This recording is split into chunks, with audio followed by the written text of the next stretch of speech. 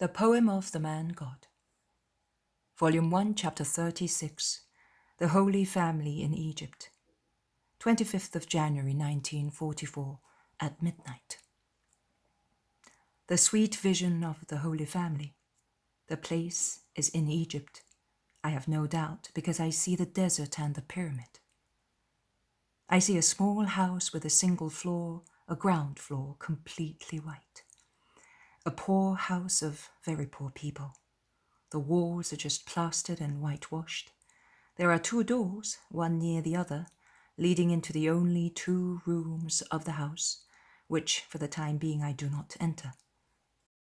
The little house is in the middle of a small piece of sandy ground, enclosed by a fence of canes fixed into the ground, of very weak protection against thieves.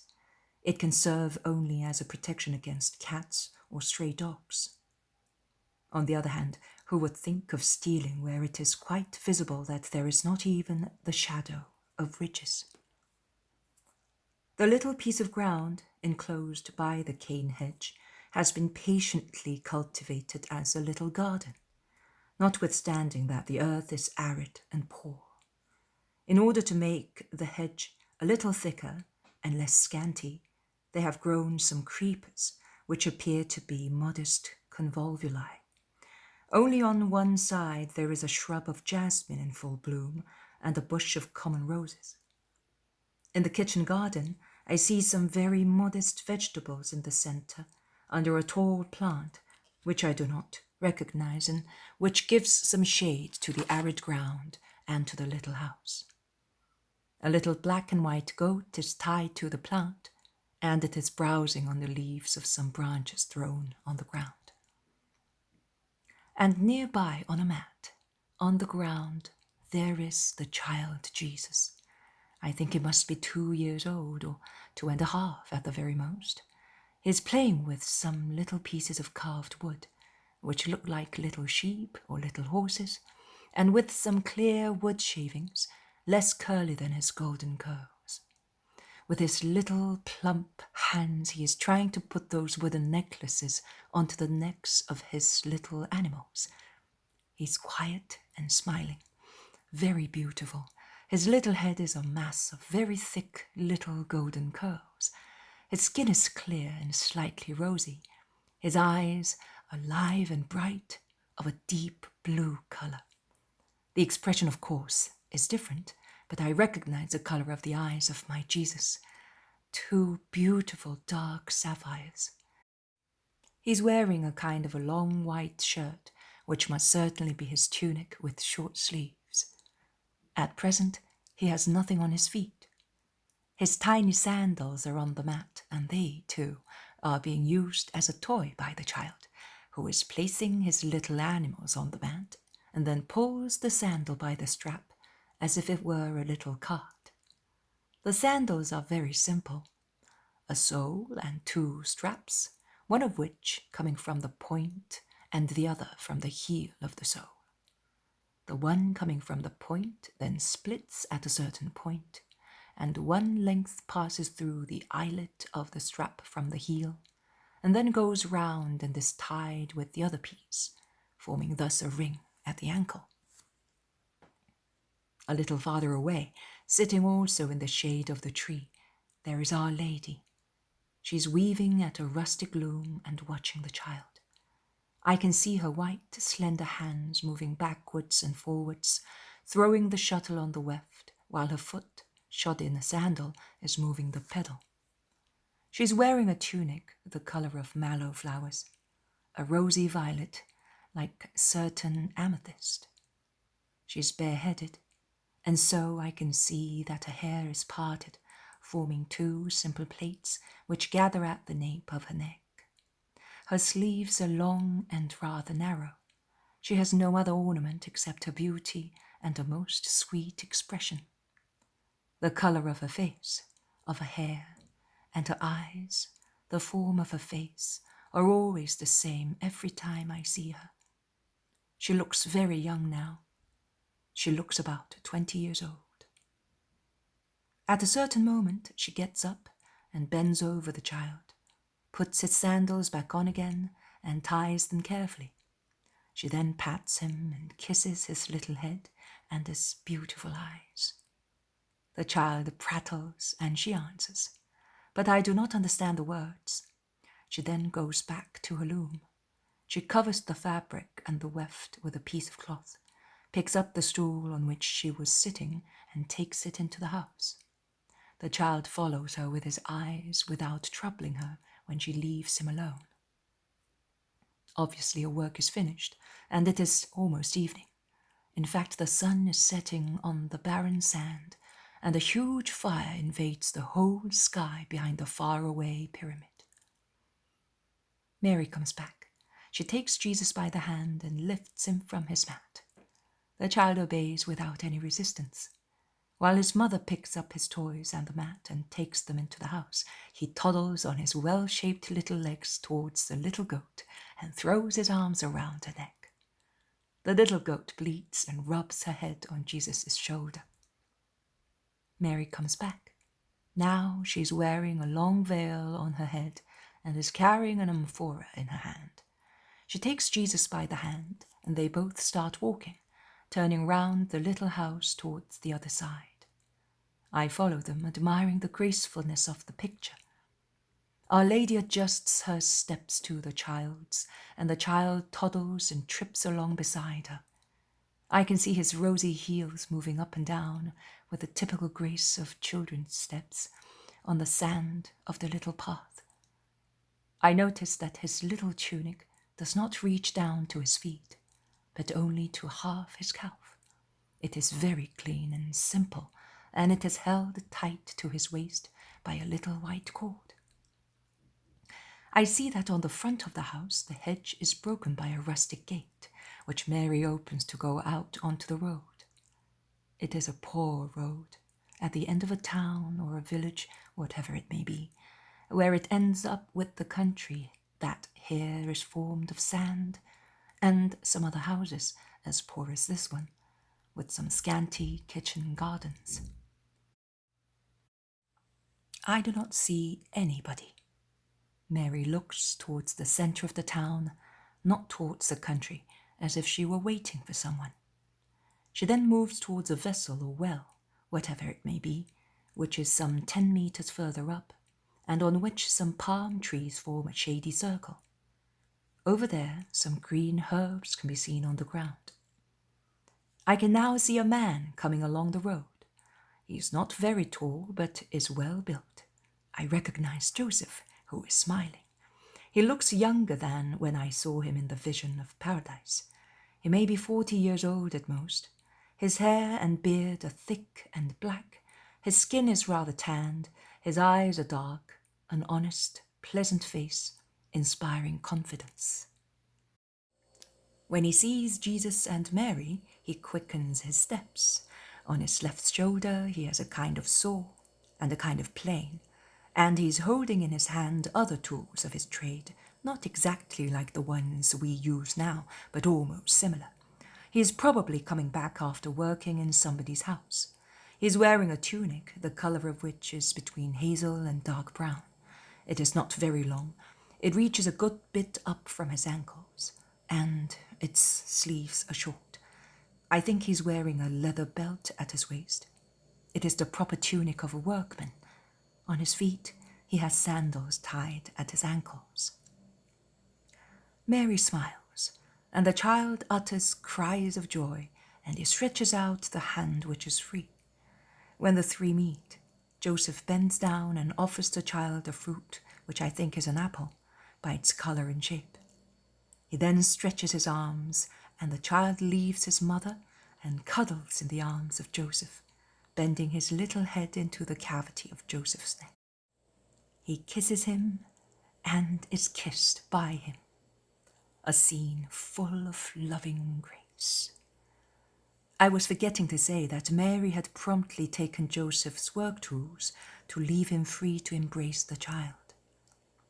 Then Joseph, who had crouched down to the ground to be at the same height as Jesus, stands up, takes his tools with his left hand, and holds little Jesus tight to his strong chest with his right arm. And he moves towards the house, while Mary goes to the fountain to fill her amphora. After entering the enclosure of the house, Joseph put the child down, takes Mary's loom into the house, and then he milks the goat. Jesus watches all these activities carefully, and in particular, the closing up of the little goat in a little closet in one side of the house. It is now getting dark. I can see the red of the sunset being violet on the sand, which seems to be trembling because of the heat. The pyramid looks darker. Joseph goes into the house, into a room which must be his workshop, the kitchen, the dining room all in one. The other room is obviously the bedroom, but I do not go in there. The fire is lit in a low fireplace. There is a carpenter's bench, a small table, some stools, some shelves with 2 oil lamps, and some kitchenware on them. In a corner there is Mary's loom, and a great deal of order and cleanliness. A very poor dwelling, but very clean. And this is a remark I wish to make. In all the visions concerning the human life of Jesus, I have noticed that both he and Mary, as well as Joseph and John, are always tidy and clean, both in their garments and their bodies. They wear modest and simple garments, but they are so clean that they look like gentlemen in them. Mary comes back with the amphora, and the door is closed on the rapidly growing dusk. The room is illuminated by a lamp which Joseph has lit and placed on his bench, where he now starts working on some little boards while Mary is preparing supper. Also the fire illuminates the room. Jesus, with his little hands leaning on the bench and his little head turned upwards, is watching what Joseph is doing. They then sit down at the table after saying their prayers. Obviously, they do not bless themselves with the sign of the cross, but they pray. It is Joseph who says the prayers, and Mary answers. I do not understand anything at all. It must be a psalm. But it is said in a language which is entirely unknown to me. They then sit down at the table. The lamp is now on the table. Mary is holding Jesus in her lap and makes him drink some of the goat's milk, into which she dips some small slices of bread which she has cut off a little round loaf. The crust of the loaf, as well as the inside, is very dark. It looks like rye bread or bread made with barley. It certainly contains a lot of bran, judging by its color. In the meantime, Joseph eats some bread and cheese, a small slice of cheese, and a lot of bread. Then Mary sits Jesus on a little stool near her and brings some cooked vegetables to the table.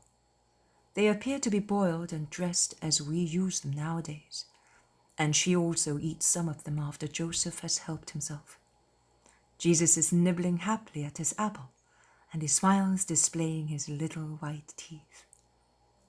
Their supper ends with some olives or dates.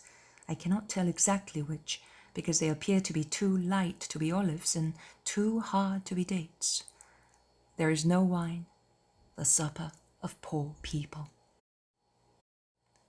But there is so much peace in this room that not even the sight of the most solemn royal palace could give me as much, and how much harmony. Jesus does not speak this evening. He does not explain the scene. He has taught me with the gift of his vision, and that is enough. May he be always and equally blessed. 26th of January 1944. Jesus says, "The things you see teach you and others the lesson. It is a lesson of humility, resignation, and good harmony. A lesson given as an example to all Christian families, and particularly to the Christian families in this especially sorrowful age. You have seen a poor house, and what is more saddening, a poor house in a foreign country. Many people, only because they are fairly good Catholics, who pray and receive me in the Holy Eucharist, and they pray and receive me for their needs, not for the needs of their souls and for the glory of God. Because only seldom those who pray are not selfish. Many people would pretend to have a prosperous, happy, easy material life, well protected, even from the least pain. Joseph and Mary had me, true God, as their son, yet they did not have the meager satisfaction of being poor in their own country, where they were known, where at least there was their own little house, and the problem of a dwelling did not add a harassing thought to their many problems. In the country where, as they were known, it was easy of them to find work and provide for the needs of their lives. They are two refugees just because they had me. A different climate, a different country, so sad in comparison with the sweet countryside of Galilee. A different language, different habits, living amongst people who did not know them, and who generally distrusted refugees and people they did not know. They are deprived of those comfortable and dear pieces of furniture, of their little house, of so many humble and necessary things they had there, and which did not seem to be so necessary, whereas here, in the void that surrounds them, seem even beautiful like the luxurious things that make the houses of rich people so charming. And they felt nostalgia both for their country and for their home. They worried about the poor things they had left behind, about the little kitchen garden where probably no one would take care of their vines and their figs and the other useful plants. And they had to provide every day for food, clothes, fire, and for me, a child, whom they could not feed with the same food they took themselves. And they were sad at heart because of their homesickness, because of the uncertainty of the future, and the lack of trust of people who are reluctant, particularly at first, to accept the offer of work of two unknown people. And yet, as you have seen yourself, that house is pervaded with serenity, smiles, harmony, and by mutual consent they endeavor to make it more beautiful, even in its scanty little kitchen garden, that it may be more like the more comfortable one they had to leave behind. They have only one thought, that the land may be less hostile and less unpleasant for me, since I come from God. It is the love of believers and relatives which reveals itself in many ways. From the little goat they purchased, with many hours of extra work, to the little toys carved in scraps of wood, to the fruit purchased only for me, while they denied themselves a morsel of food. O beloved Father of mine on the earth, how loved you have been by God Father in the most high heavens, by God's Son, who became the Saviour on the earth. In that house, there is no quick temper, no sulkiness, no grim faces, neither is there any reproach against each other, and least of all against the God who has not loaded them with material wealth. Joseph does not reproach Mary as being the cause of his discomfort. Neither does Mary reproach Joseph because he is incapable of procuring greater worldly goods. They love each other in a holy way, that is all. And therefore, they do not worry about their own comfort, but only about the comfort of their consort. True love is not selfish, and true love is always chaste, even if it is not perfect in chastity as the love of the two virgin spouses. Chastity, united to charity, yields a suit of other virtues, and therefore, two people who love each other chastely become perfect. The love of Mary and Joseph was perfect. Therefore, it was an incentive to every other virtue, and in particular to charity towards God. Blessed every hour, notwithstanding his holy will, is painful for the flesh and for the heart. Blessed, because above the flesh and above the heart, the spirit was more lively and stronger in the two saints, and they exalted the Lord with gratitude, because they had been chosen as guardians of his eternal Son. In that house, they prayed. You pray too little in your homes nowadays. The sun rises and sets, you start your work, and you sit at the table without a thought for the Lord, who has granted you to see a new day, and then to live and see a new night, who has blessed your work, and has made it the means for you to purchase the food, the fire, the clothes, the house, which are so necessary for your human lives. Whatever comes from good God is good. Even if it is poor and meager, love gives it flavor and body. The love that allows you to see in the eternal Creator, the Father who loves you. In that house, there is frugality, and it would be there even if there was plenty money. They eat to live. They do not eat to satisfy their gluttony, with the insatiability of gluttons and the whims of epicures who fill themselves to the extent of being sick and squander fortunes on expensive food, without giving one thought to those who are without or with little food, without considering that if they were moderate, many people could be relieved of the pangs of hunger. In that house, they love work, and they would love it even if there was plenty money, because the working man obeys the command of God and frees himself from vice, which is like tenacious ivy, clenches and suffocates idle people who are like immovable rocks. Food is good, rest is serene, hearts are happy, when you have worked well and you enjoy the resting time between one job and the next one. Neither in the houses or in the minds of those who love work can many-sided vice arise, and in its absence, love, esteem, reciprocal respect prosper, and tender children grow in a pure atmosphere, and thus they become the origin of future holy families. Humility reigns in that house. What a lesson of humility for the proud. Mary, from a human point of view, has 1,000 reasons to be proud and to be adored by her spouse. Many women are proud only because they are a little better educated, or of nobler birth, or of a wealthier family than their husbands. Mary is the spouse and the mother of God, and yet she serves, and does not expect to be served by her consort, and she is full of love for him. Joseph is the head of the family, judged by God so worthy of being the head of a family as to be entrusted by God with the guardianship of the Word incarnate and the spouse of the eternal Spirit.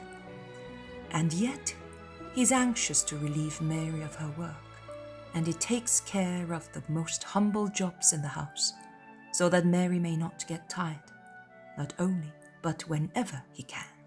He does his best to please her and make her house more comfortable and her little garden more beautiful. In that house, order is respected. Supernatural, moral, material. God is the supreme head, and he is worshipped and loved. Supernatural order. Joseph is the head of the family, and he is loved, respected, and obeyed. Moral order. The house is a gift of God as well as the clothes and the furnishings. The providence of God is shown in everything. Of God who supplied wool to sheep, feathers to birds, grass to meadows, hay to animals, grains and branches to birds, who weaves the dress of the lily of the valley. The house, the dresses, the furnishings are accepted with gratitude, blessing the divine hand that supplies them, looking after them with respect as gifts of the Lord, without any bad humor because they are poor, without ill use, without abusing divine providence. Material order. You did not understand the words they exchanged in the dialect of Nazareth, neither did you understand the words of the prayer. But the things you saw are a great lesson. Meditate on them. You all who now suffer so much because you failed in so many things towards God, also in those things in which the holy spouses never failed, the spouses who are my mother and father. And you rejoice remembering little Jesus. Smile thinking of his little steps of a child. In a short time, you will see him walking under the cross, and then it will be a vision of tears. The Poem of the Man God, Volume 1, Chapter 37, the first working lesson given to Jesus, 21st of March, 1944. I see my little Jesus appear as sweet as a ray of sun on a rainy day. He is a little child about 5 years old, completely blonde and most beautiful in his simple blue dress, which reaches down to half his well-shaped calves. He is playing with some earth in the little kitchen garden. He makes little heaps with it, and on top he plants little branches as if he were making a miniature forest. With little stones he builds little roads, and then he would like to build a little lake at the foot of his tiny hills. He therefore takes the bottom part of an old pot and inters it up to the brim, and then fills it with water with a pitcher, which he dips into a vessel, which is certainly used either for washing purposes or to water the little garden. But the only result is that he wets his dress, particularly his sleeves. The water runs out of the chipped pot, which is probably also cracked, and the lake dries up. Joseph appears at the door, and for some time he stands very quietly, watching the work of the child and smiles. It is a sight, indeed, that makes one smile happily. Then, to prevent Jesus from getting more wet, he calls him. Jesus turns round, smiling, and when he sees Joseph, he runs towards him with his little arms stretched out. Joseph, with the edge of his short working tunic, dries the little hands which are soiled and wet, and kisses them. And then there is a sweet conversation between the two. Jesus explains his work and his game and the difficulties he met in it. He wanted to make a little lake like the lake of Gennesaret. I therefore suppose that they have either spoken to him about it, or they had taken him to see it. He wanted to make a little one for his own delight. This was Tiberias, there was Magdala, over there was Capernaum. This was the road that took to Nazareth going through Cana. He wanted to launch some little boats in the lake. These leaves are boats. And he wanted to go over to the other shore, but the water runs away. Joseph watches and takes an interest as if it were a very serious matter.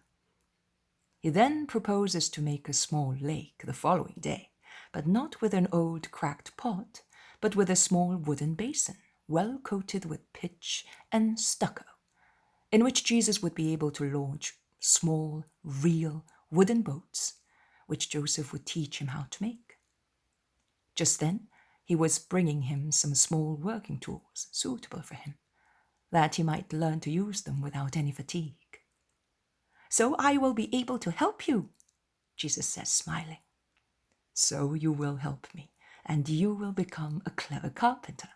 Come and see them." And they go into the workshop.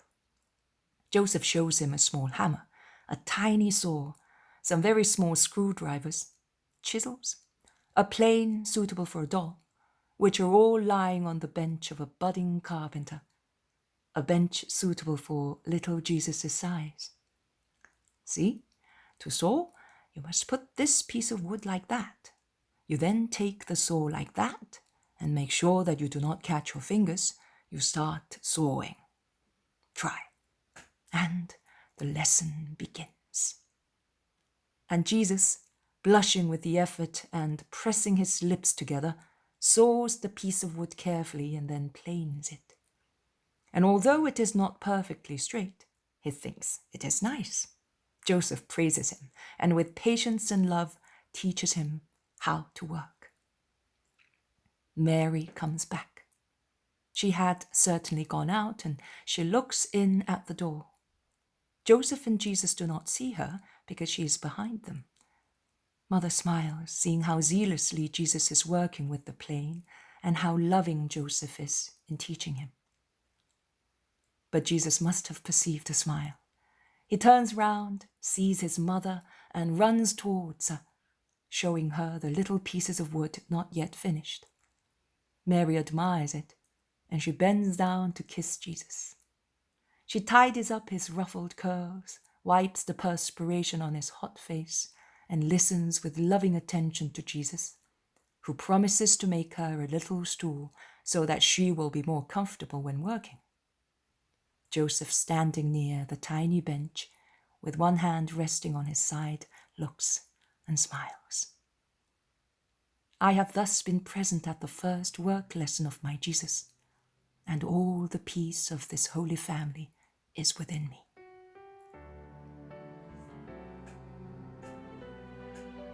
Jesus says, I have consoled you, my dear soul, with a vision of my childhood, which was happy in its poverty, because it was surrounded by the love of two saints, the greatest the world ever had. They say that Joseph was my foster father. Oh, if being a man he could not feed me with milk as my mother Mary did, he worked very hard indeed to give me bread and comfort, and he had the loving kindness of a real mother. From him I learned, and never had a pupil a kinder teacher. I learned everything that makes a man of a child, and a man who is to earn his own bread. If my intelligence, that of the Son of God, was perfect, you must consider and believe that I did not want to deviate from the attributes and attainments of my own age group ostentatiously. Therefore, by lowering my divine intellectual perfection to that of a human intellectual perfection, I submitted myself to having a man as my teacher and to the need of a teacher. If I learned quickly and willingly, that does not deprive the just man of the merit of being the person who nourished my young mind with the ideas which are necessary to life. Not even now that I am in heaven can I forget the happy hours I spent beside Joseph, who, as if he were playing with me, guided me to the point of being capable of working. And when I look at my putative father, I see once again the little kitchen garden and the smoky workshop, and I still appear to see Mother peep in with her beautiful smile, which turned the place into paradise and made us so happy. How much families should learn from the perfection of this couple who loved each other as nobody else ever loved. Joseph was the head of the family, and as such, his authority was undisputed and undisputable. Before it, the spouse and mother of God bent reverently, and the Son of God submitted himself willingly. Whatever Joseph decided to do was well done. There were no discussions, no punctiliousness, no oppositions. His word was our little law. And yet, how much humility there was in him. There was never any abuse of power or any decision against reason only because he was the head of the family. His spouse was his sweet advisor, and if in her deep humility she considered herself the servant of her consort, he drew from her wisdom, full of grace, light, to guide him in all events. And I grew like a flower protected by vigorous trees, between those two loves that interlaced above me to protect me and love me. No, as long as I was able to ignore the world because of my age, I did not regret being absent from paradise. God the Father and the Holy Spirit were not absent because Mary was full of them, and the angels dwelt there because nothing drove them away from that house.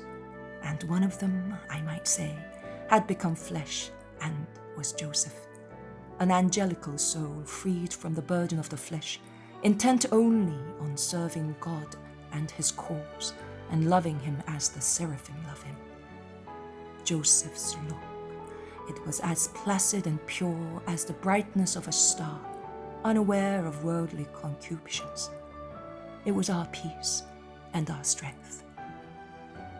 Many think that I did not suffer as a human being when the holy glance of the guardian of our home was extinguished by death.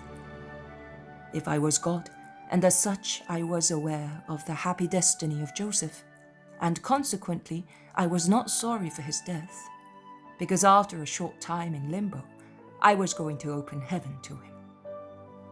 As a man, I cried bitterly in the house, now empty and deprived of his presence. I cried over my dead friend, and should I not have cried over my holy friend, on whose chest I had slept when I was a little boy, and from whom I had received so much love in so many years? Finally, I would like to draw the attention of parents to how Joseph made a clever workman of me without any help of pedagogical learning. As soon as I was old enough to handle tools, he did not let me lead a life of idleness, but he started me to work, and he made use of my love for Mary as the means to spur me to work. I was to make useful things for Mother. That is how inculcated the respect which every son should have for his mother and the teaching for the future carpenter was, based on that respectful and loving incentive. Where are now the families in which the little ones are taught to love work as a means of pleasing their parents? Children nowadays are the tyrants of the house. They grow hard, indifferent, ill-mannered towards their parents.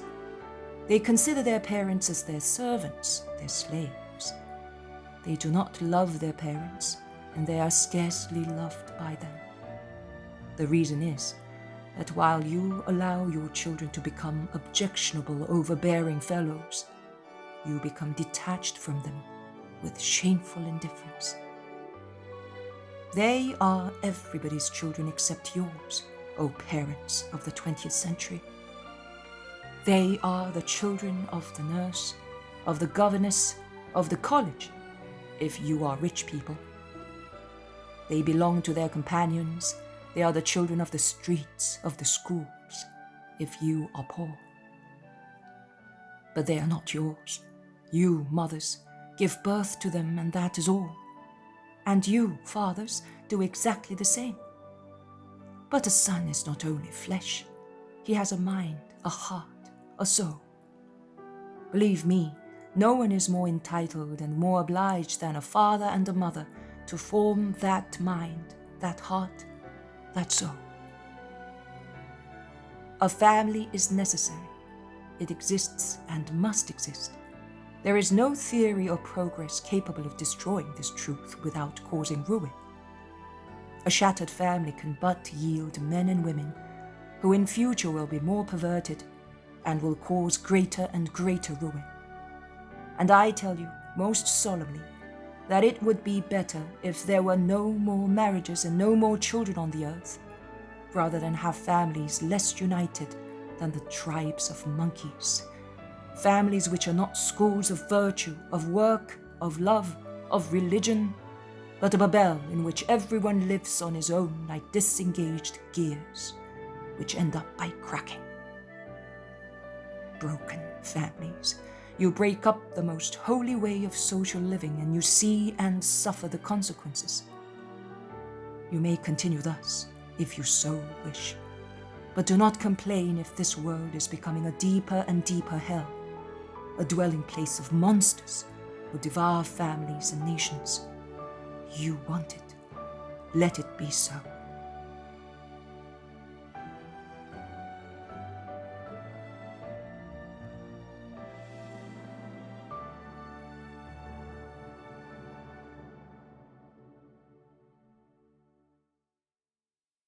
The Poem of the Man God, Volume 1, Chapter 38, Mary, the teacher of Jesus, Judas, and James.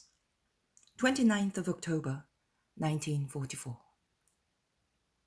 Jesus says, "Come, little John, and see, held by my hand which will lead you. Come back to the years of my childhood. And what you see will have to be included in the gospel of my boyhood, where I want also the vision of the family's stay in Egypt to be put. You will put them in this order: the family in Egypt, then the first working lesson given to the child Jesus, then this one, which you are about to describe, the scene of my majority, promised today, the 25th of November, and lastly, the vision of Jesus among the doctors in the temple at this 12th feast of Passover. What you are now going to see is not without a reason. On the contrary, it enlightens details of my early years and relationship among relatives. And it is a present for you in the feast of my regality, as you feel the peace of the house in Nazareth being transfused into you whenever you see it. Right. I see the room where they usually take their meals and where Mary works at her loom or needlework. The room is near Joseph's workshop, and I can hear the sound of his working. Here, instead, there is silence. Mary is sewing some strips of wool, which she has certainly woven herself. They are about 1.5 meters wide and twice as long, and I think they will be used to make a mantle for Joseph. From the door, which opens onto the kitchen garden, ruffled hedges of little daisies can be seen. Their color is violet blue, and they are commonly called Mary's or Starry Sky. I do not know their botanical name. They are in full bloom and consequently must be autumn. But the green is still thick and beautiful on the plants, and from 2 beehives leaning against a sunny wall, bees are flying in the bright sunshine, buzzing and dancing, going from a fig tree to the vine, and then to a pomegranate tree full of its round fruits, some of which have already burst from excessive growth, and show the strings of juicy rubies lined up inside the green-red casket, divided into yellow sections. Jesus is playing under the trees with 2 children who are about his own age. They have curly hair, but they are not blonde. One, on the contrary, is very dark, a little head of a little black lamb, which makes the skin of his little round face look even whiter, and 2 most beautiful, large, wide-open blue-violet eyes. The other is less curly, and his hair is dark brown. His eyes are brown and his complexion darker, but with a pinkish hue on his cheeks. Jesus' little blonde head looks like a blaze of light. They are playing in perfect harmony with some little carts on which there are various articles: leaves, little stones, wood shavings, little pieces of wood. They must be playing at shops, and Jesus is the one who buys things for his mummy, to whom he takes now one thing, then another one. Mary accepts all the purchases with a smile. Then the game changes. One of the 2 children proposes. "Let us play at Exodus from Egypt. Jesus will be Moses, I will be Aaron, and you, Mary." "But I am a boy." "It does not matter. It's just the same. You are Mary, and you shall dance before the golden calf, and the golden calf is that beehive over there." "I'm not going to dance. I am a man, and I do not want to be a woman. I've been a faithful believer, and I'm not going to dance before an idol." Jesus interrupts them. "Let us not play that part. Let us play this other one. When Joshua is elected Moses' successor, so there will be no terrible sin of idolatry, and Judas will be happy to be a man and my successor. Are you happy?" "Yes, I am, Jesus, but then you will have to die, because Moses dies afterwards, and I do not want you to die. You have always been so fond of me." "Everybody dies, but before dying I shall bless Israel, and since you are the only ones here, I shall bless the whole of Israel in you." They agree. Then there is an argument.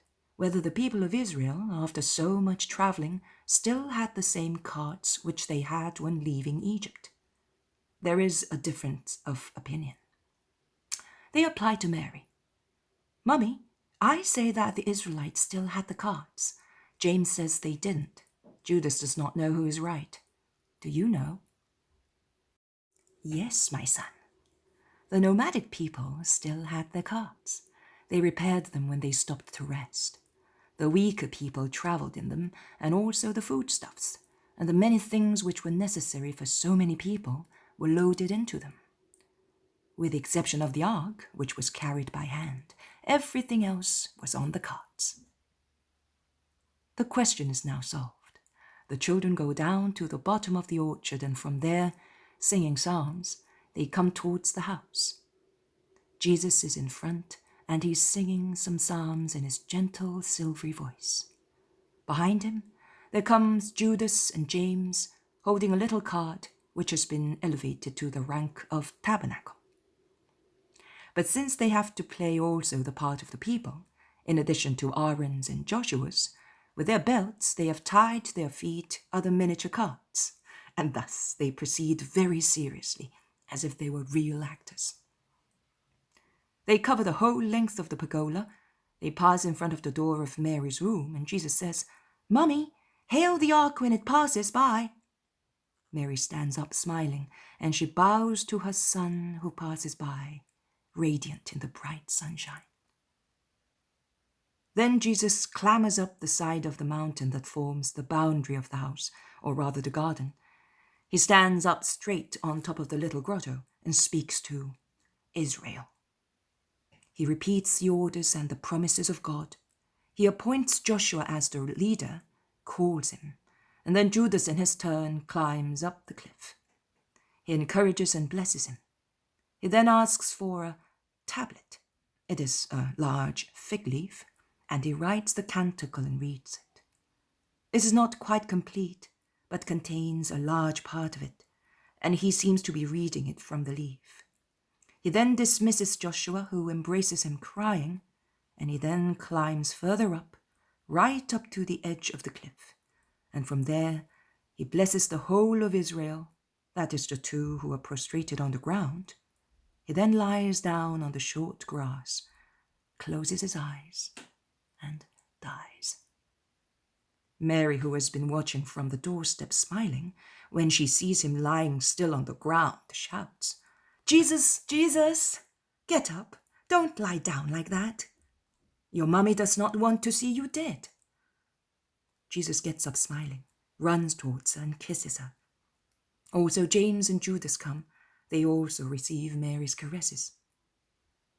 "How can Jesus remember that canticle which is so long and difficult, and all those blessings?" asks James. Mary smiles and answers, "His memory is very good, and he pays a lot of attention when I read. I too at school pay attention, but then I get sleepy with all the hubbub. Shall I never learn then?" "Oh, you will learn. Be good now." There is a knock at the door. Joseph walks quickly across the orchard and the room and opens it. "Peace to you, Alphaeus and Mary." "And to you, and blessings." It is Joseph's brother with his wife. A rustic cart, drawn by a strong donkey, is outside in the street. "Did you have a good trip?" "Very good. And the children?" "They are in the garden with Mary." But the children have already come to greet their mother. Also Mary comes, holding Jesus by the hand. The two sisters-in-law kiss each other.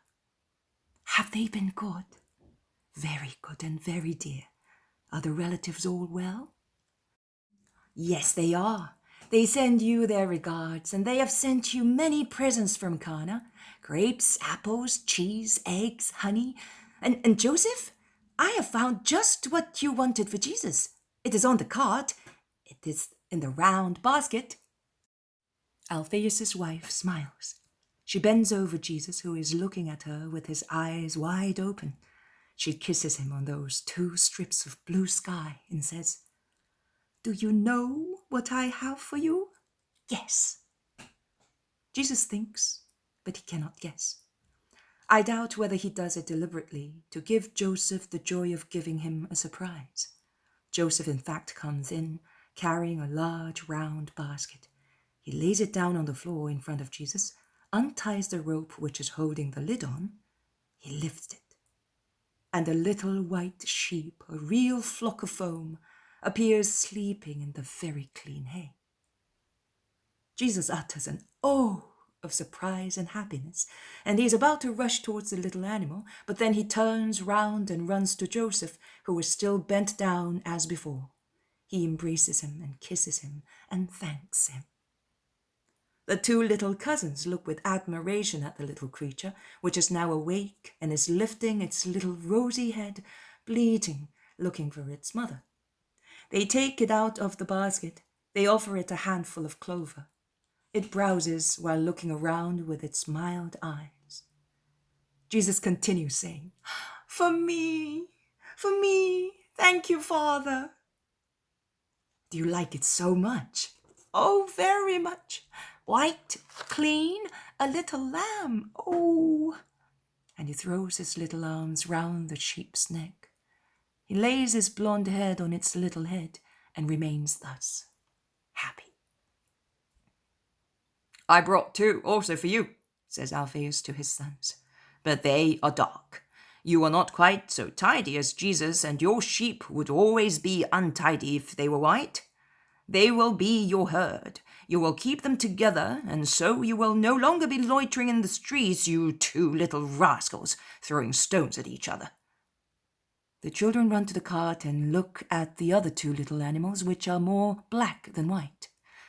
Jesus has stayed behind with his sheep. He takes it into the garden, gives it water to drink, and the little pet follows him as if it had known him forever. Jesus beckons it. He calls it Snow, and the little lamb replies, bleating happily. The guests are sitting at the table, and Mary offers them bread, olives, and cheese. She also puts a jug on the table with cider or water sweetened with honey. I do not know exactly which. I see that it is a very pale color. They speak while the children are playing with the three little animals that Jesus wanted gathered together so that he can give water and the name also to the others. Yours, Judas, will be called Star, because it has that mark on its forehead. And the name of yours will be Flame, because it has the blazing color of certain withering heathers. Agreed. The elder people are talking, and Alphaeus says, "I hope I have solved the matter of the boys' quarrels. I got the idea from your request, Joseph. I said to myself, my brother wants a little sheep for Jesus, that he may have something to play with. I will get two also for those naughty boys to keep them quiet a little and avoid continuous arguments with other parents with regard to bruised heads and skinned knees. What with the school and what with the sheep, I will manage to keep them quiet. But this year, you also will have to send Jesus to school. It is time." "I will never send Jesus to school," says Mary resolutely. It is most unusual to hear her talk thus, and above all, to hear her talk before Joseph. Why, the child must learn to be ready in good time to pass his exam when he comes of age. The child will be ready, but he will not go to school. That is quite definite. "You will be the only woman in Israel to do that?" "I will be the only one. But that is what I am going to do. Isn't that right, Joseph?" "Yes, that's correct. There is no need for Jesus to go to school. Mary was brought up in the temple, and she knows the law as well as any doctor. She will be his teacher. That's what I want, too." "You are spoiling the boy." "You cannot say that. He is the best boy in Nazareth. Have you ever heard him cry, or be naughty, or be disobedient, or lack respect?" "No, that's true. But he will do all that if you continue to spoil him." "You do not necessarily spoil your children just because you keep them at home. To keep them at home implies loving them with good common sense and wholeheartedly. And that is how we love our Jesus. And since Mary is better educated than a teacher, she will be Jesus' teacher." "And when your Jesus is a man, He will be like a silly little woman, frightened even of flies. He will not. Mary is a strong woman, and she will give him a manly education. I am not a coward, and I can give him man-like examples. Jesus is a creature without any physical or moral faults. He will grow, therefore, upright and strong, both in his body and in his spirit. You can be sure of that, Alphaeus. He will not be a disgrace to the family. In any case, that is what I have decided, and that is all. Perhaps Mary has decided, and you... And if it were so, is it not fair that two who love each other should have the same thoughts and the same wishes, so that each may accept the wishes of the other as if they were his own? If Mary should wish silly things, I would say to her, no. But she is asking for something which is full of wisdom, and I agree, and I make it my own. We love each other. We do as we did the first day, and we shall go on doing so as long as we live. Is that right, Mary? Yes, Joseph, and let us hope. It will never happen, but when one should die without the other, we will still go on loving each other. Joseph pats Mary on the head as if she were a young daughter, and she looks at him with her serene, loving eyes. Her sister-in-law interferes. You are quite right. I wish I could teach. Our children at school learn evil and good. At home they only learn what is good. But I do not know if Mary... What is it you want, my dear sister-in-law? Speak freely. You know that I love you, and I am happy when I can do something that pleases you. I was thinking, James and Judas are only a little older than Jesus. They are already going to school. For what they have learned. Jesus, instead, already knows the law so well. I would like, if I asked you to take them as well when you teach Jesus, I think they would behave better and be better educated. After all, they are cousins, and it is only fair that they should love one another like brothers. Oh, I would be so happy. If Joseph wants, and your husband agrees, I am quite willing. It is the same to speak to one as to speak to three, and it is a joy to go through the whole Bible. Let them come. The three children who have come in very quietly are listening and are waiting the final decision. They will drive you to despair, Mary, says Alphaeus. No, they are always good with me. You will be good if I teach you, will you not?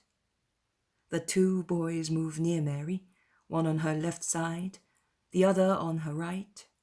They place their arms around her shoulders. They lean their little heads on her shoulders, and they promise all the good in the world. Let them try, Alphaeus, and let me try. I am sure you will not be dissatisfied with the test. They can come every day from 6th hour until evening. It will be enough, believe me. I know how to teach without tiring them. You must hold their attention and let them relax at the same time. You must understand them, love them, and be loved by them. If you wish to get good results, and you will love me, will you not? 2 big kisses are the answer. See? I see. I can only say thank you.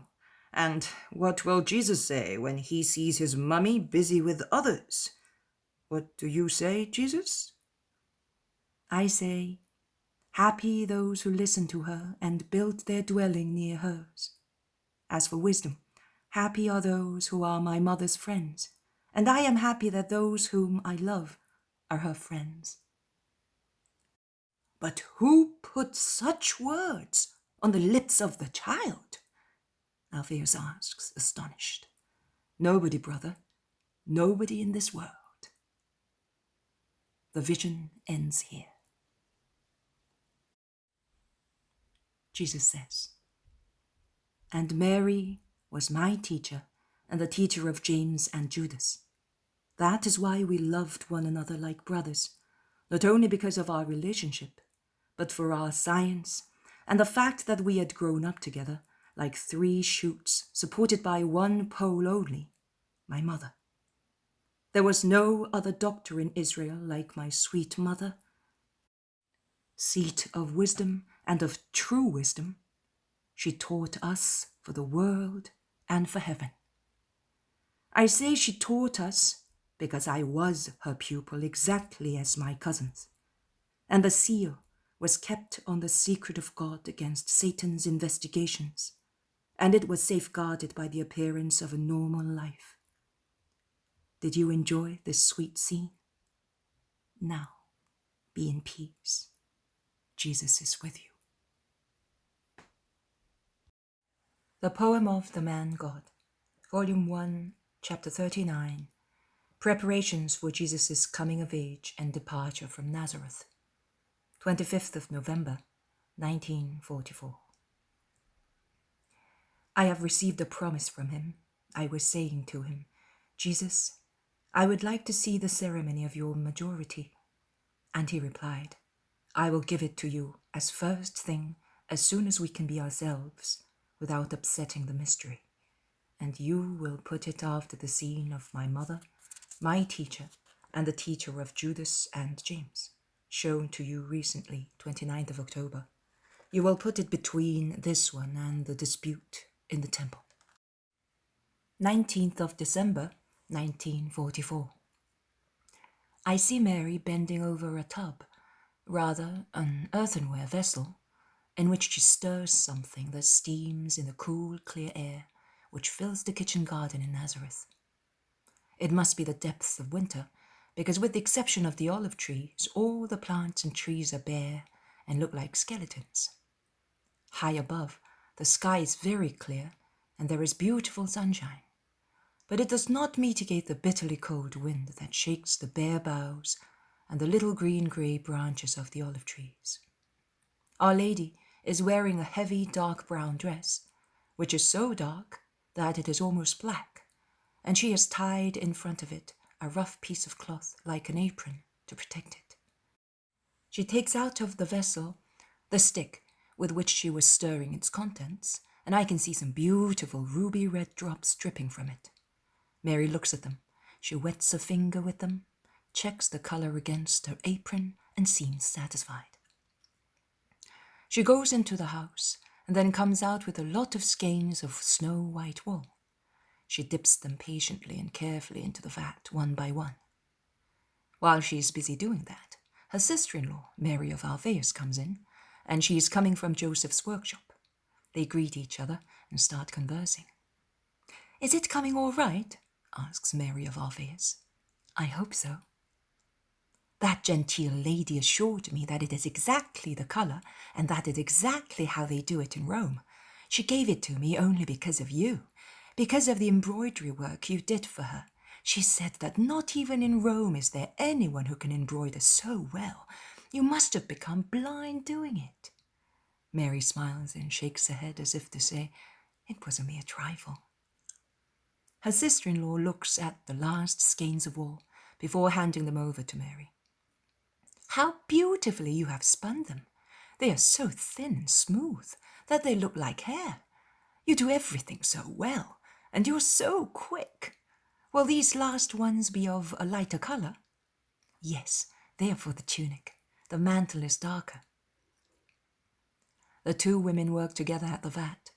They then pull out the skeins of a beautiful purple colour, and they run quickly to dip them in the ice-cold water that fills the little vessel under the thin spring of water that tumbles, babbling softly. They rinse them over and over again. Then they lay the skeins on canes, which they fasten to the branches of the trees. "They will dry very well and rapidly in this wind," says her sister-in-law. "Let us go to Joseph. There is fire in there. You must be frozen," says our blessed Lady. "It was very kind of you to help me. I did it very quickly and without working so much. I am very grateful to you." "Oh, Mary, what would I not do for you? To be near you is a great joy. And then all this work is for Jesus, and he is such a dear, your son. I will feel that he's also my son if I help you with his feast when he comes of age."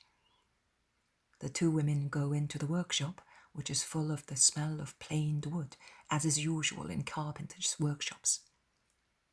And the vision comes to a halt, to start again with Jesus, who is now 12 years old, setting out for Jerusalem. He looks most handsome, and has grown so well that he looks like a younger brother of his very young mother. He already reaches up to her shoulders with his blonde curly head. His hair is no longer short, as in the first years of his life, but long down to his ears, and looks like a small golden helmet fully wrought in bright curls. He is dressed in red, a beautiful light ruby red. A long tunic hangs down to his ankles so that only his sandal-clad feet can be seen. His tunic is loose, with long, wide sleeves. Round his neck, at the end of his sleeves, at the hem, there is a Greek fret woven, color on color, and it is most beautiful. When copying the vision, wait for the remainder, which will be in a new copybook. 20th of December 1944. I see Jesus with his mother going into the dining room, let us call it so, in Nazareth. Jesus is a handsome young boy, 12 years old, tall, well-built, strong but not fat. He looks older than his years because of his complexion. He's already tall. In fact, he reaches up to the shoulders of his mother. His face is the rosy, round face of a child, and later, in his youth and then in his manhood, it will get thinner, and it will become colorless, the color of certain very delicate alabasters with a hue of yellowish pink. Also, his eyes are still the eyes of a child. They are large, wide open when looking, with a sparkle of joy lost in the seriousness of his glance. Later, they will not be so wide open. His eyelashes will cover half of them, to conceal the excessive wickedness which is in the world from the pure and holy one. Only when working miracles, they will be open and bright, even brighter than now, to cast out demons and death, to heal diseases and sins, and they will no longer have that sparkle of happiness mingled with seriousness. Death and sin will be more and more present and close, and with them the knowledge, also the human knowledge of the uselessness of his sacrifice, because of the unwillingness and aversion of man. Only in most rare moments of joy, when he is with faithful believers and particularly with pure people, mostly children, will his holy, mild, kind eyes shine again with happiness. But now he's at home with his mother. In front of him there is Saint Joseph, who is smiling lovingly, and there are his little cousins who admire him, and his Aunt Maria Valtorta, who is patting him. He is happy. My Jesus needs love to be happy, and in this moment he has it. He is dressed in a loose woolen tunic, which is a light ruby red color. It is soft, perfectly woven in its compact thinness. Round the neck, in the front, at the ends of the long wide sleeves, and at the bottom of the tunic, which hangs down to the ground, so that only his feet can be seen, there is a Greek fret which is not embroidered, but woven in a darker color into the ruby of the tunic. He is wearing new sandals, which appear to be very well made. They are not just the usual soles tied to the feet by means of straps of leather. His tunic must be the work of his mother, because her sister-in-law admires it and praises it. His lovely blonde hair is already somewhat darker than when he was a little boy, with auburn reflections in the curls ending under his ears. They are no longer the soft, graceful curls of his childhood. It is not yet the wavy long hair of his manhood, reaching down to his shoulders, ending there in a soft, big curl. But it already resembles more the latter in its color and style. "Here is our son," says Mary, lifting her right hand, which is holding Jesus' left one. She seems to be introducing him to everybody and confirming the paternity of the just man who is smiling. And she adds, "Bless him, Joseph, before leaving for Jerusalem. There was no ritual blessing for his first step in life, because it was not necessary for him to go to school. But now that he is going to the temple to be proclaimed of age, please bless him and bless me with him. Your blessing, Mary sobs softly, will fortify him and give me strength to detach myself a little more from him. Mary, Jesus will always be yours, though formality will not affect our mutual relationship. Neither will I contend with you for this son, so dear to us. No one deserves, as you do, to guide him in life, O my holy spouse. Mary bends down and takes Joseph's hand and kisses it. She is the respectful, loving spouse of her consort. Joseph receives the sign of respect and love with dignity.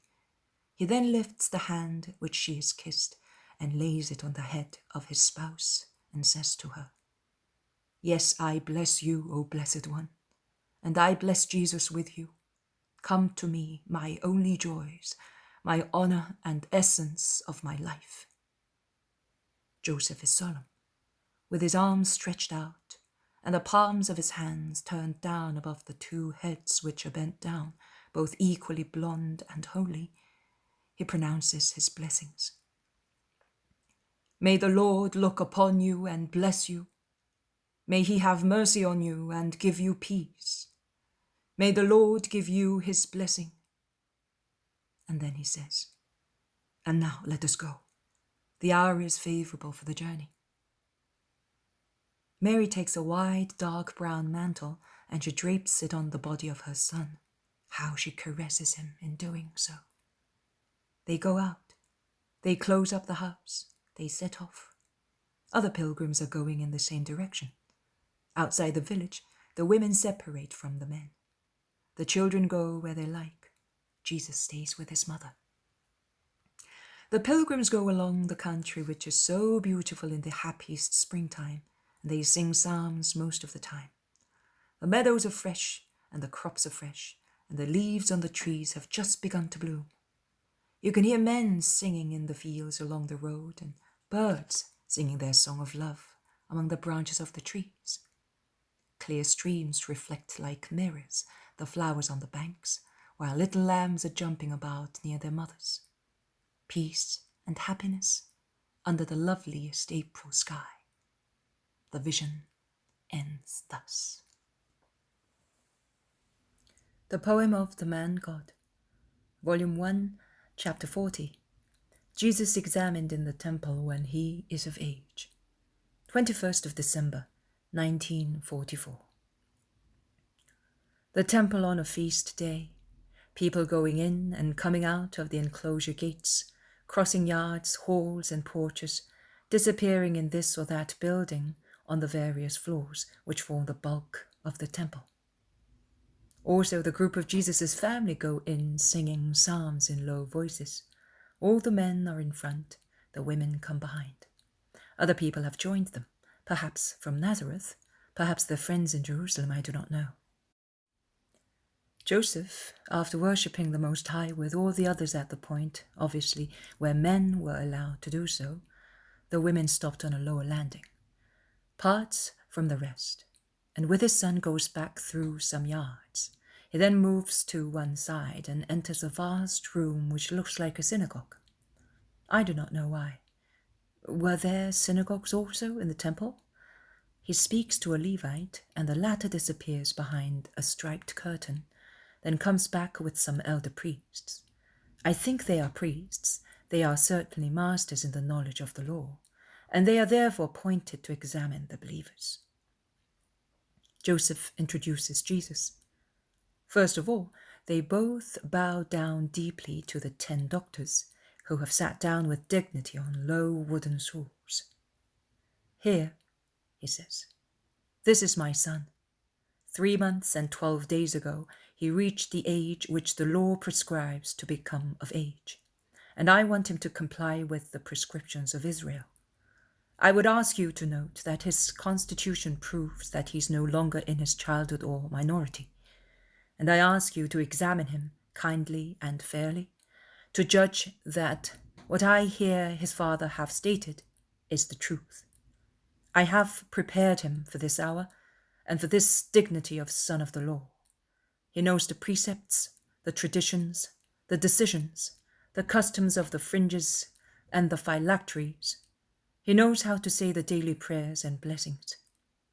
Therefore, since he knows the law in itself and in its three branches of Halasiya, Midrash, and Agada, he can behave as a man. Therefore, I wish to be free from the responsibilities of his actions and of his sins. From now on, he must be subject to the precepts, and he must pay himself the penalty for his failures towards them. Examine him. We will. Come forward, child. What is your name? Jesus of Joseph from Nazareth. A Nazarene. Can you, therefore, read? Yes, Rabbi. I can read the words which are written and those which are construed in the words themselves. What do you mean? I mean that I understand also the meaning of the allegory, or of the symbol which is hidden under the appearance, as a pearl does not appear, but it is inside an ugly closed shell. A clever answer, and a very wise one. We seldom hear that on the lips of adults, in a child, and a Nazarene in addition. The attention of the 10 has been awakened. Their eyes do not lose for an instant the beautiful blonde child who is looking at them sure of himself, without boldness, but also without fear. You honor your master, who certainly was deeply read. The wisdom of God was gathered in his just heart. But listen to that. You are a happy man, father of such a son. Joseph, who is at the end of the room, smiles and bows down. They give Jesus 3 different rolls, saying, Read the one closed with the golden ribbon. Jesus opens the roll and reads it. It is the Decalogue. But after the few first words, one of the judges takes the roll from him, saying, Go on by heart. Jesus continues so sure of himself that he seems to be reading. Every time he mentions the Lord, he bows down deeply. Who taught you that? Why do you do that? Because that name is holy, and it is to be pronounced with a sign of internal and external respect. Subjects bow down to their king, who is king only for a short time, and he's dust. To the King of Kings, the Most High Lord of Israel, who is present even if he is only visible to the spirit, shall not every creature bow down, since every creature depends on him with eternal subjection? Very clever. Man, we advise you to have your son educated either by Hillel or Gamaliel. He is a Nazarene, but his answers give us hope that he will become a new great doctor. My son is of age. He will decide according to his own will. If his decision is an honest one, I will not oppose it. Listen, child. You said, remember to sanctify feast days, not only for yourself, but also for your son and your daughter, your servant and your maidservant, even for your horse. It is said that they must not work on Sabbaths. Now tell me, if a hen lays an egg on a Sabbath, or a sheep lambs on a Sabbath, will it be legal to use the fruit of its womb, or will it be considered as an opprobrium? I know that many rabbis, Shammai is the last of them and is still alive, say that an egg laid on a Sabbath is against the precept. But I think that there is a difference between man and animals, or whoever fulfills a natural act, such as giving birth. If I compel a horse to work, I am responsible for its sin, because I force it to work with a whip. But if a hen lays an egg which has matured in its ovary, or a sheep lambs a little one on a Sabbath, because it is ready to be born. No, such a deed is not a sin, neither is the egg laid or the lamb born on a Sabbath a sin in the eyes of God.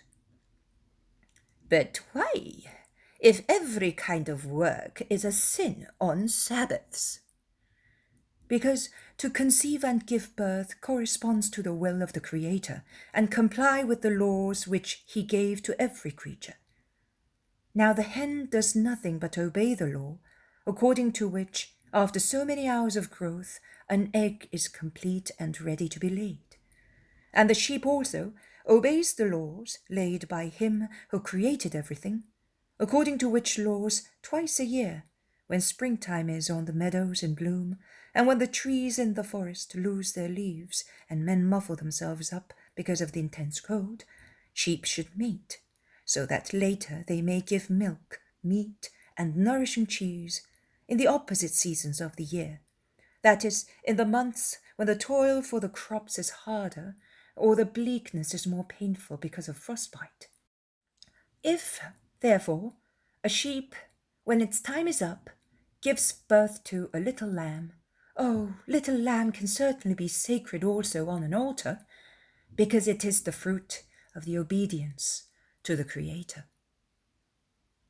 I would not examine him any further.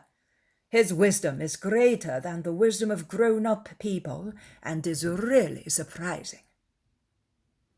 No, he said that he is capable of understanding also the symbols. Let us hear him. First, let him say a psalm, the blessings and the prayers, also the precepts. Yes, repeat the midrashiot. Jesus repeats a long litany of don't do this, don't do that, without any hesitation. If we were still obliged to keep all those limitations, rebels as we are, I am sure that no one would be saved. That is enough. Open the roll with the green ribbon.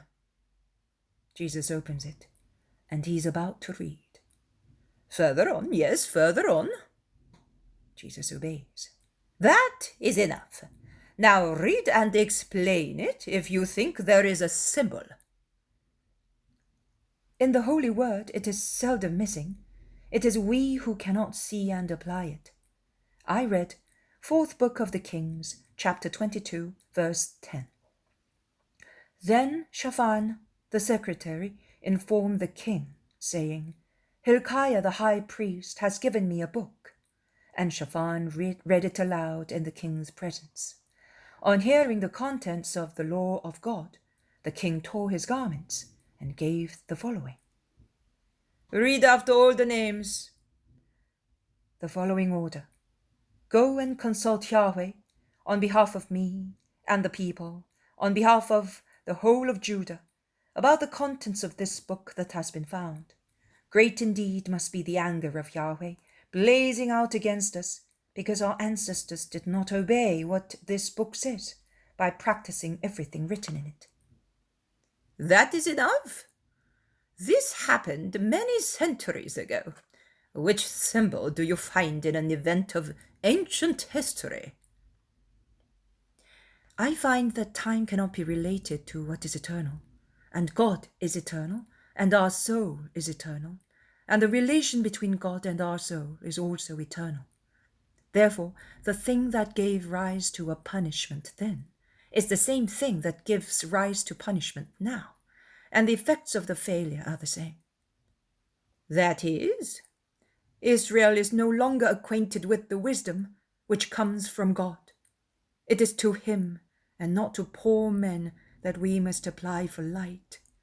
And it is not possible to have light if there is no justice and loyalty to God. That is why men sin, and God, in his anger, punishes them. We are no longer acquainted? But what are you saying, child? And the 613 precepts? The precepts exist, but they are mere words. We know them, but we do not practice them. That is why we are not acquainted with them. This is the symbol. Every man, in every period of time, must consult the Lord to know his will and comply with it to avoid drawing his anger on himself. The child is perfect. Not even the trap of the tricky question has upset him in his reply. Let us take him to the real synagogue. They go into a larger and more splendid room. The first thing they do there is to shorten his hair. His big curls are picked up by Joseph. They then tighten his red tunic with a long band turned several times round his waist. They tie some little fringes to his forehead, arm, and mantle. They fix them on with a kind of studs. They then sing psalms, and Joseph praises the Lord with a long prayer, invoking all blessings on his son. The ceremony is over. Jesus goes out with Joseph. They go back to where they came from. They join their male relatives. They buy and offer a lamb. Then, with the slaughtered victim, they reach the women. Mary kisses her Jesus. It seems she has not seen him for years. She looks at him, now that he's more manly in his clothes and in the style of his hair. She pats him. They go out, and it all ends here. The Poem of the Man God, Volume 1, Chapter 41, The Dispute of Jesus with the Doctors in the Temple, 28th of January, 1944. I see Jesus. He is an adolescent. He is dressed in a tunic, which I think is made of white linen, and it reaches down to his feet. Over it, he is wearing a pale red rectangular piece of cloth. He is bareheaded. His long hair reaches down to half his ears, and it is somewhat darker in hue than when I saw him as a child. He is a strong boy and very tall for his age, which is still relatively young, as is obvious from his countenance. He looks at me smiling and stretches his hands towards me, but his smile is already like the one I see in him when he's a man, mild but rather serious. He's by himself. I do not see anything else for the time being. He is leaning against a low wall on a minor road, which is all uphill and downhill, littered with stones, and has a ditch in the middle, which, in bad weather, must turn into a rivulet. But at present it is dry, because the day is lovely. I also seem to be going near the low wall, and I look around and down, as Jesus is doing. I see a group of houses irregular in formation. Some of the houses are tall, others are low, and they are scattered in all directions. They look like a handful of little white stones thrown down on dark soil. The comparison is poor, but good one. The streets and the lanes are like veins in all that whiteness. Here and there I see some plants protruding from the walls. Many are in bloom, while others are already covered with new leaves. It must be springtime. On my left, there is the massive structure of the temple, on 3 sets of terraces covered with buildings and towers and yards and porches. In the center, the highest, most solemn and rich building rises with its round domes, which shines in the sun as if they were covered with copper gold. It is all enclosed by an embattled wall, the merlons of which are like those of a stronghold. A tower, higher than the others, built over a rather narrow climbing road, commands a clear view of the huge building. It looks like a stern sentry. Jesus stares at the place. He then turns round, leans back once again against the wall, as he had done before, and looks at a hillock which is in front of a building. A hillock crowded with houses at its base, while the rest of it is bare. I see that a street ends over there in an arch, beyond which there is nothing but a road paved with square stones, which are loose and uneven. They are not too large, not like the stones of the Roman consular roads. They rather resemble the classic stones of the old pavements in Viareggio. I do not know whether there are any still left, but they are not joined together. A really rough road. Jesus' face becomes so serious that I look at the hillock, endeavoring to find the cause of his sadness, but I do not see anything special. It is a bare hillock and nothing else. Instead, I lose Jesus because when I turn around, he is no longer there, and I fall asleep with that vision.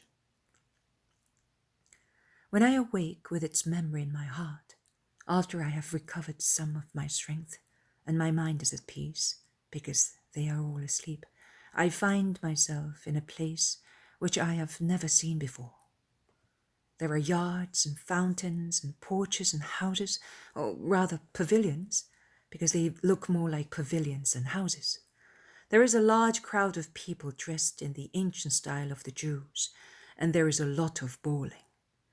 When I look round, I realize I am inside the large building which Jesus was looking at, because I see the embattled walls surrounding it, the tower watching over it, and the imposing building that rises in the center, and round which there are beautiful and large porches where many people are intent on activities. I understand that I am in the enclosure of the temple in Jerusalem. I see Pharisees in long flowing dresses, priests dressed in linen and wearing precious plates at the top of their chests and on their foreheads, and with their sparkling points here and there on their varied robes, which are very wide and white, tied to their waists by precious belts. There are also others, with fewer decorations, but they must still belong to the sacerdotal caste, and are surrounded by younger disciples. I realize that they are the doctors of the law. Among all these people I am lost, because I do not know why or what I am doing there. I go near a group of doctors where they have just started a theological dispute. Many people do the same. Amongst the doctors, there is a group headed by one whose name is Gamaliel, and by another old and almost blind man who is supporting Gamaliel in the dispute. This man, whose name I hear is Hillel, I'm writing it with an H because I hear an aspiration at the beginning of the name, seems to be a teacher or a relative of Gamaliel, because the latter treats him with familiarity and respect at the same time. Gamaliel's group is more broad-minded, whereas another group, and it is more numerous, is led by one whose name is Shammai, and is noticeable for its conservative, resentful intolerance, which the gospel has clarified very well. Gamaliel, surrounded by a compact group of disciples, is speaking of the coming of the Messiah, and founding his observations on Daniel's prophecy, he states that the Messiah must have already been born, because the 70 prophesied weeks from the time the decree of the reconstruction of the temple was issued expired some 10 years before. Shammai opposes him, stating that if it is true that the temple has been rebuilt, it is also true that the slavery of Israel has increased, and the peace which he whom the prophets called Prince of Peace was to bring is quite far from being in the world, and particular is far from Jerusalem. The town is in fact oppressed by an enemy who is so bold as to exert his dominion inside the enclosure of the temple, dominated by the Antonia Tower, full of Roman legionaries, ready to put down with their swords any riot which may break out for the independence of the country. The dispute, full of captious objections, is dragged on endlessly. All the doctors show off their learning, not so much to beat their opponents as to display themselves to the admiration of the listeners. Their aims are quite obvious. From the close group of the believers, the clear voice of a boy is heard. Gamaliel is right. There is a stir in the crowd and in the group of doctors. They look for the interrupter, but it is not necessary to search for him because he does not hide.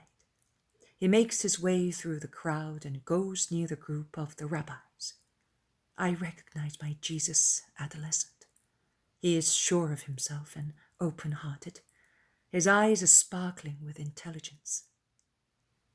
Who are you? They ask him. I am a son of Israel, who has come to fulfill what the law prescribes. His bold and frank reply is appreciated, and it gains him smiles of approval and favor. They take an interest in the young Israelite.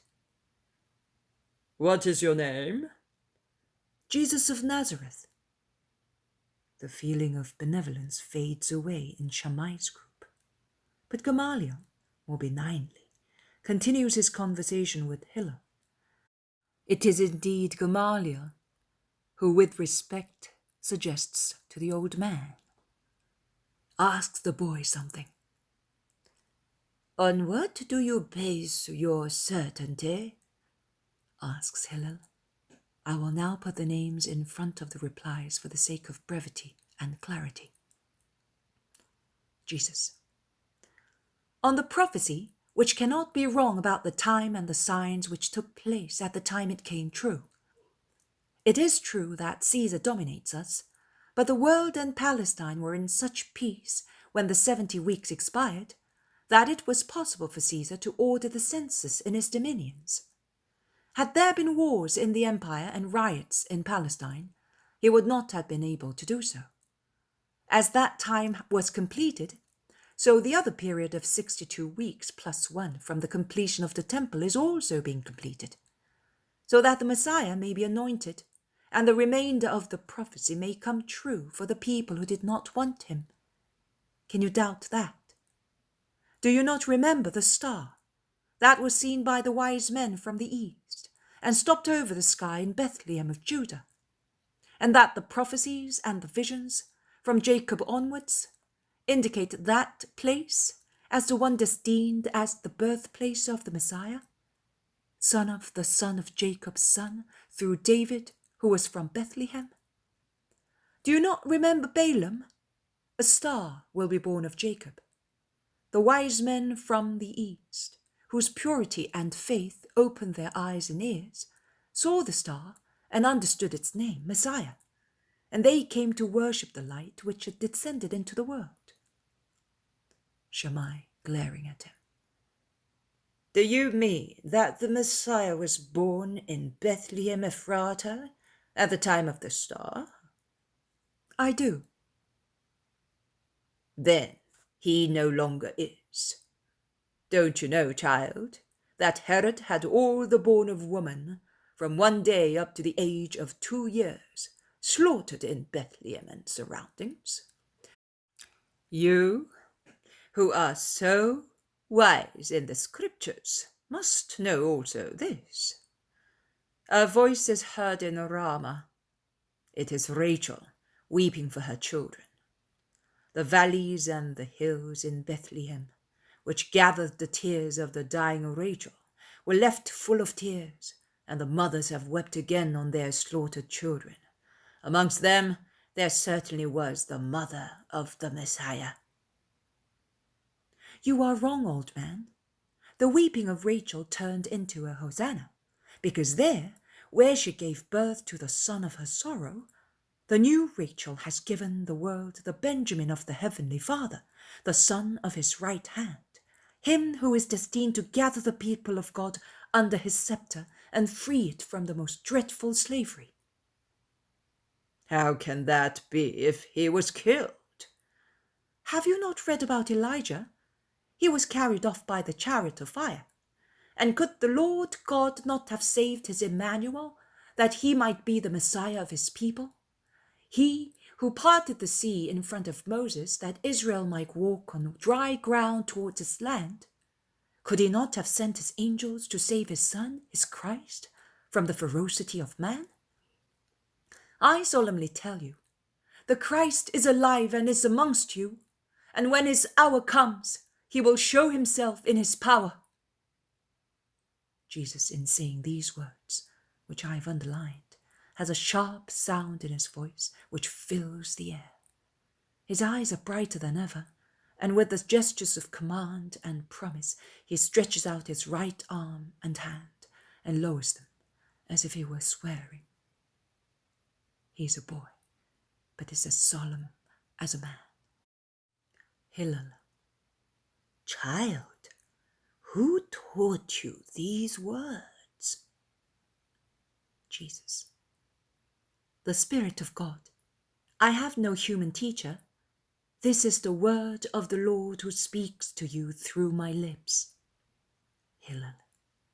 Come near us, that I may see you, child, and my hope may be revived by your faith, and my soul enlightened by the brightness of yours. And they make Jesus sit on a high stool between Gamaliel and Hillel, and they give him some rows to read and explain. It is a proper examination. The people throng and listen. Jesus reads in his clear voice. Be consoled, my people. Speak to the heart of Jerusalem and call to her that her time of service is ended. A voice cries in the wilderness, prepare a way for the Lord. Then the glory of the Lord shall be revealed. Shammai. See that, Nazarene. It refers to an ended slavery, but never before have we been slaves as we are now. And there is the mention of a precursor. Where is he? You are talking nonsense. Jesus. I tell you that the admonition of the precursor should be addressed to you more than anyone else, to you and those like you.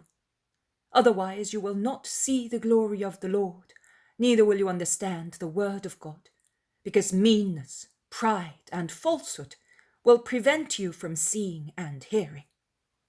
How dare you speak to a master like that? Jesus. I speak thus, and thus I shall speak even to my death, because above me there are the interests of the Lord and the love for truth of which I am the son. And I add, Rabbi, that the slavery of which the prophets speak, and of which I am speaking, is not the one you think, neither is the royalty the one you consider. On the contrary, by the merits of the Messiah, man will be made free from the slavery of evil, which separates him from God, and the sign of Christ will be on the spirits, freed from every yoke and made subjects of the eternal kingdom. All the nations will bend their heads, O household of David, before the shoot born of you, and which will grow into a tree that covers the whole world and rises up to heaven. And in heaven and on earth every mouth will praise his name and bend its knee before the anointed God, the Prince of Peace, the leader, before him who by giving himself will fill with joy and nourishment every disheartened and famishing soul, before the Holy One who will establish an alliance between heaven and earth. Not like the covenant made with the elders of Israel when God led them out of Egypt, treating them still as servants, but infusing a heavenly paternity into the souls of men with the grace instilled once again by the merits of the Redeemer, through whom all good people will know the Lord, and the sanctuary of God will no longer be demolished and destroyed. Shammai. Do not blaspheme, child. Remember Daniel. He states that after the death of Christ, the temple and the town will be destroyed by a people and the leader who will come from afar. And you hoped that the sanctuary of God will no longer be demolished. Respect the prophets. Jesus. I solemnly tell you that there is someone who is above the prophets, and you do not know him, and you will not know him, because you do not want to. And I tell you that what I said is true. The true sanctuary will not be subject to death, but like its sanctifier, it will rise to eternal life, and at the end of the world it will live in heaven. Hillel. Listen to me, child. Haggai says, the one expected by the nations will come. Great then shall be the glory of this house, and of this last one more than the previous one. Does he perhaps refer to the sanctuary of which you are speaking? Jesus. Yes, Master, that is what he means. Your honesty leads you towards the light. And I tell you, when the sacrifice of Christ is accomplished, you shall have peace, because you are an Israelite without wickedness. Gamaliel. Tell me, Jesus, how can the peace of which the prophets speak be hoped for, if destruction is going to come to this people by war? Speak, and enlighten me also. Jesus. Do you not remember, Master, that those said who were present on the night of Christ's birth, that the angels sang, "Peace to men of good will, but this people is not of good will, and will not have peace. It will not acknowledge its king, the just man, the Saviour, because they expect him to be a king with human power, whereas he is the king of the Spirit. They will not love him, because they will not like what Christ preaches. Christ will not defeat their enemies with their chariots and their horses. He will instead defeat the enemies of the soul, who endeavour to imprison in hell the hearts of man, which was created for the Lord. And this is not the victory which Israel is expecting from him.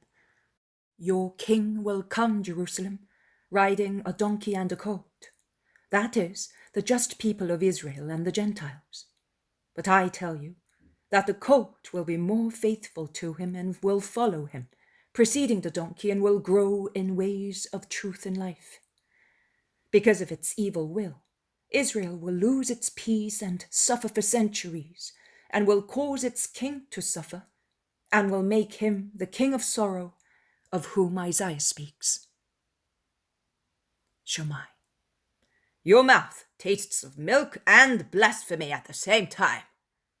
Nazarene, tell me, where is the precursor? When did we have him? Jesus. He is.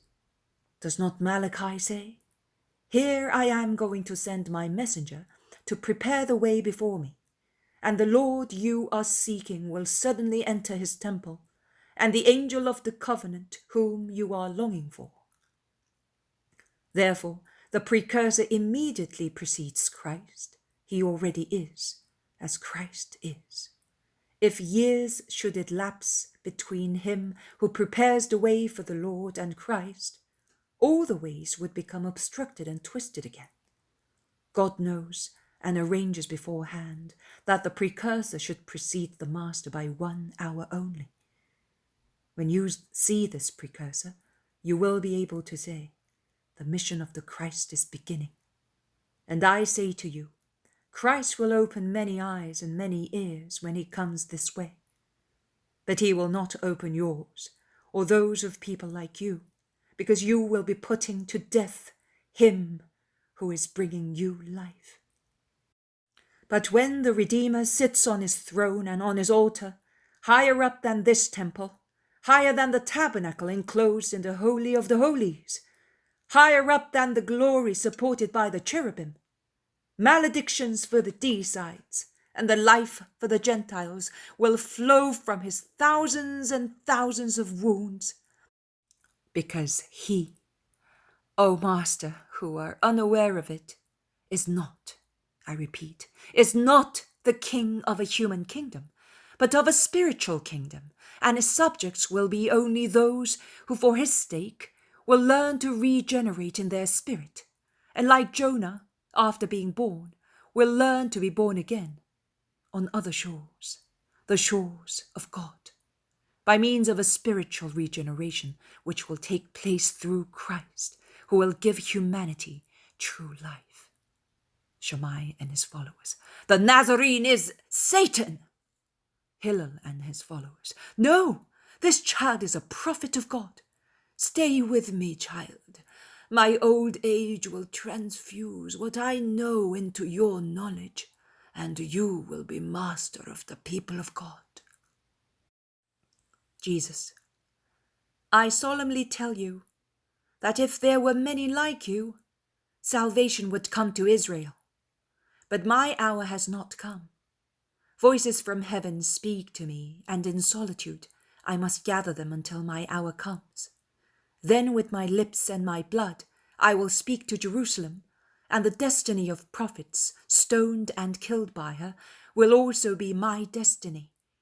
But above my life there is the Lord God, to whom I submit myself as a faithful servant, to make myself a stool for his glory, waiting that he will make the world a stool at the feet of Christ.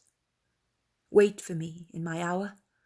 These stones shall hear my voice again and vibrate hearing my last word. Blessed are those who in that voice will have heard God and believed in him because of it. To them, Christ will give that kingdom which your selfishness imagines to be a human one, whereas it is a heavenly one, and therefore I say, here is your servant, Lord, who has come to do your will. Let it be consummated, because I am eager to fulfill it. And here, with the vision of Jesus with his face burning with spiritual ardor and raised to heaven, his arms stretched out, standing upright in the midst of the astonished doctors, the vision ends. And it is 3:30 of the 29th. 29th of January 1944. I have here two things to tell you, and which will certainly be of interest to you. I have decided to write them down as soon as I came out of my stupor, but as there is something more urgent, I will write them later. What I wanted to tell you at the beginning is this. Today you are asking me how I had been able to find out the names of Hillel, Gamaliel, and Shammai. It is the voice that I call the second voice, which tells me these things, a voice even less audible than Jesus's, and the voices of other people who dictate. These are voices, I have told you and I repeat it, which my spiritual hearing perceives as being identical to human voices. I hear them as kind or angry voices, strong or weak, joyful or sad, as if one spoke very close to me. The second voice, instead, is like light, an intuition that speaks in my spirit, in, not to, my spirit. It is an indication. So while I was approaching the group of the disputant parties, and I did not know who the illustrious personage who was disputing so heatedly beside an old man, this internal something said to me, Gamaliel, Hillel. Yes, first Gamaliel and then Hillel. I have no doubt about it. While I was wondering who they were, the internal monitor pointed out the third unpleasant individual to me, just as Gamaliel was calling him by name, and I was thus able to learn who was the man with the Pharisaic appearance. Today, this internal monitor makes me understand that I was seeing the universe after his death. The same happens many times in visions. It is this monitor who makes me understand certain details which I would not be able to grasp by myself, and which are necessary for comprehension. I do not know whether I have made myself clear. But I am stopping because Jesus is beginning to speak.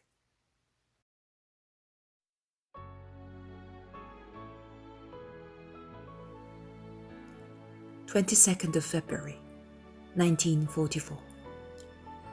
Jesus says, Little John, be patient. There is something else, and let us do it to please your spiritual director and complete the work. I want this work to be handed in tomorrow, Ash Wednesday. I want you to complete this task because I want you to suffer with me. Let us go back, far back. Let us go back to the temple where I, a 12-year-old boy, am disputing. Nay, let us go back to the roads which take one to Jerusalem and from Jerusalem to the temple. See Mary's distress when she realizes, after the group of men and women had gathered together, that I was not with Joseph. She does not reproach her spouse bitterly. Every woman would have done that. You do so for much less, forgetting that man is still the head of the family. But the pain that appears on Mary's face pierces Joseph's heart more than any bitter reproach. Mary does not give vent to dramatic outbursts. You do so for much less, because you love to be noticed and pitied. But her repressed sorrow is so obvious. She starts trembling. Her face turns pale. Her eyes are wide open, and thus she arouses pity more than any outbursts of tears and cries.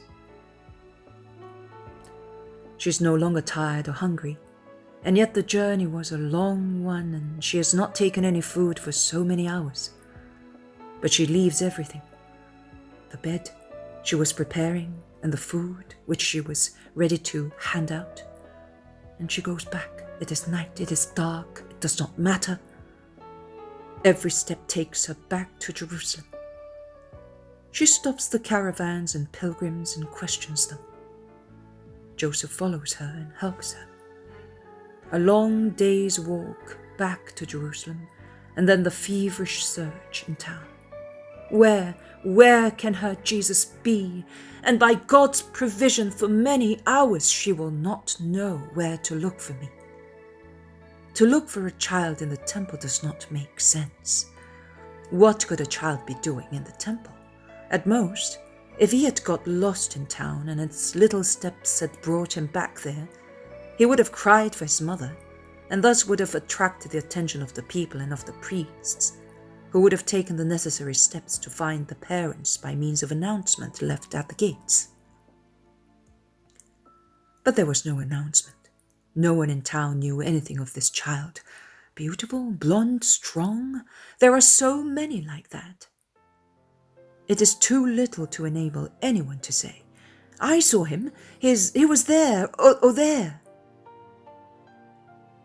Then, after 3 days, the symbol of 3 other days of future anguish, Mary, exhausted, enters the temple, walks along the yards and the halls.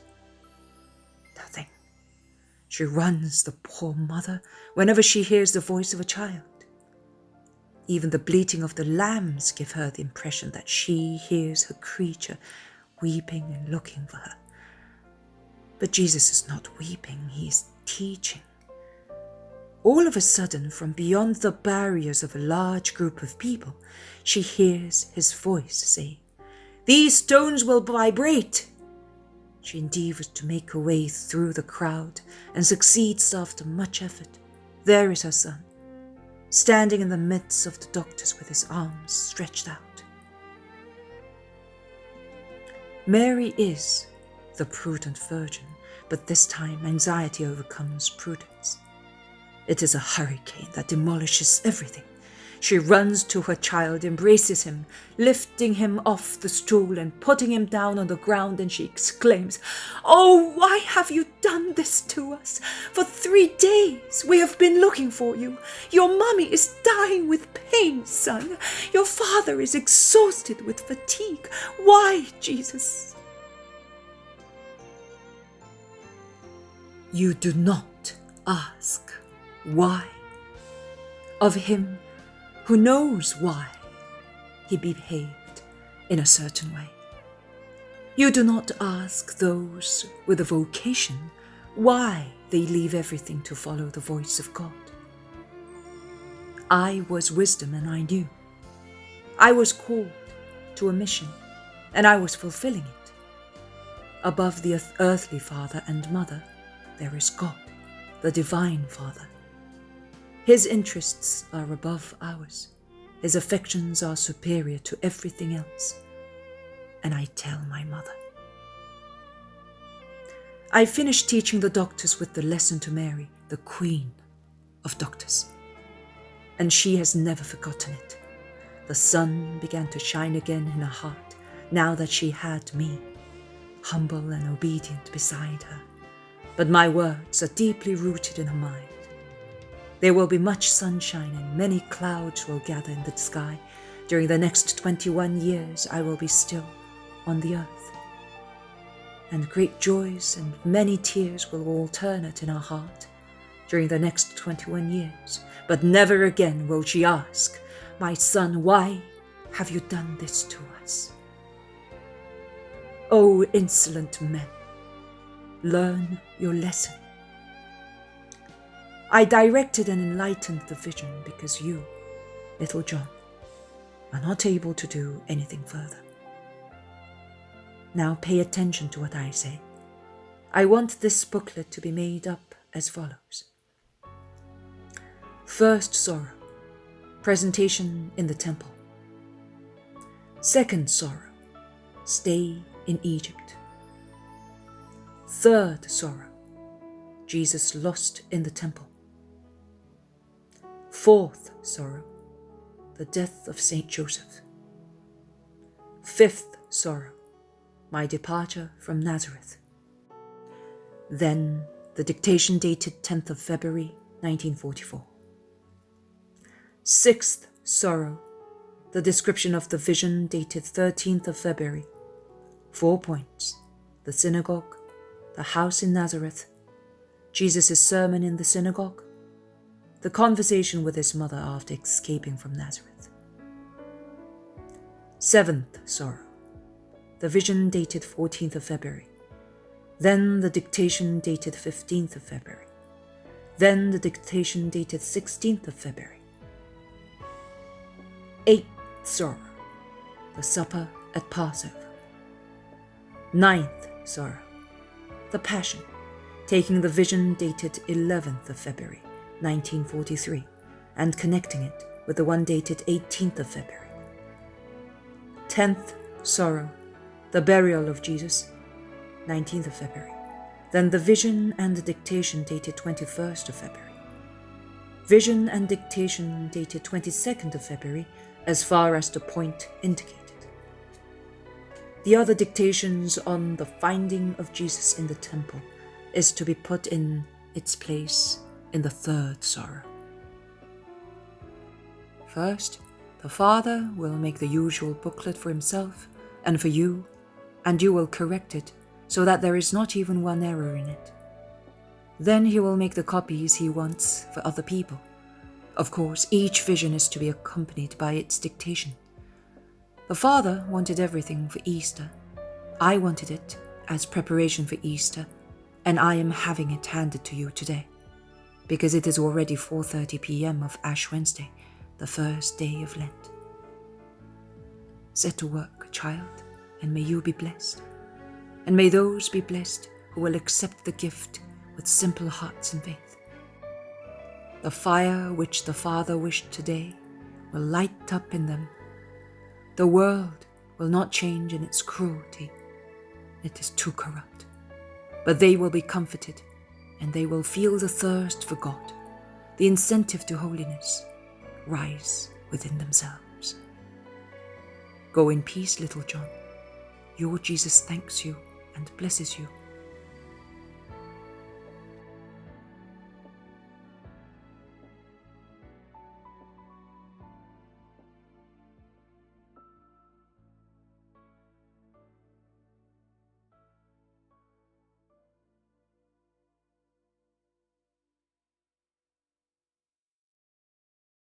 The Poem of the Man God, Volume 1, Chapter 42, The Death of Saint Joseph.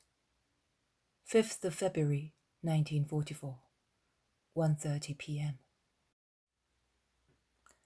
This vision appears to me imperiously while I am busy correcting the copybook, and precisely the dictation on pseudo-religions of present days. I will write it as I see it. I see the inside of a carpenter's workshop.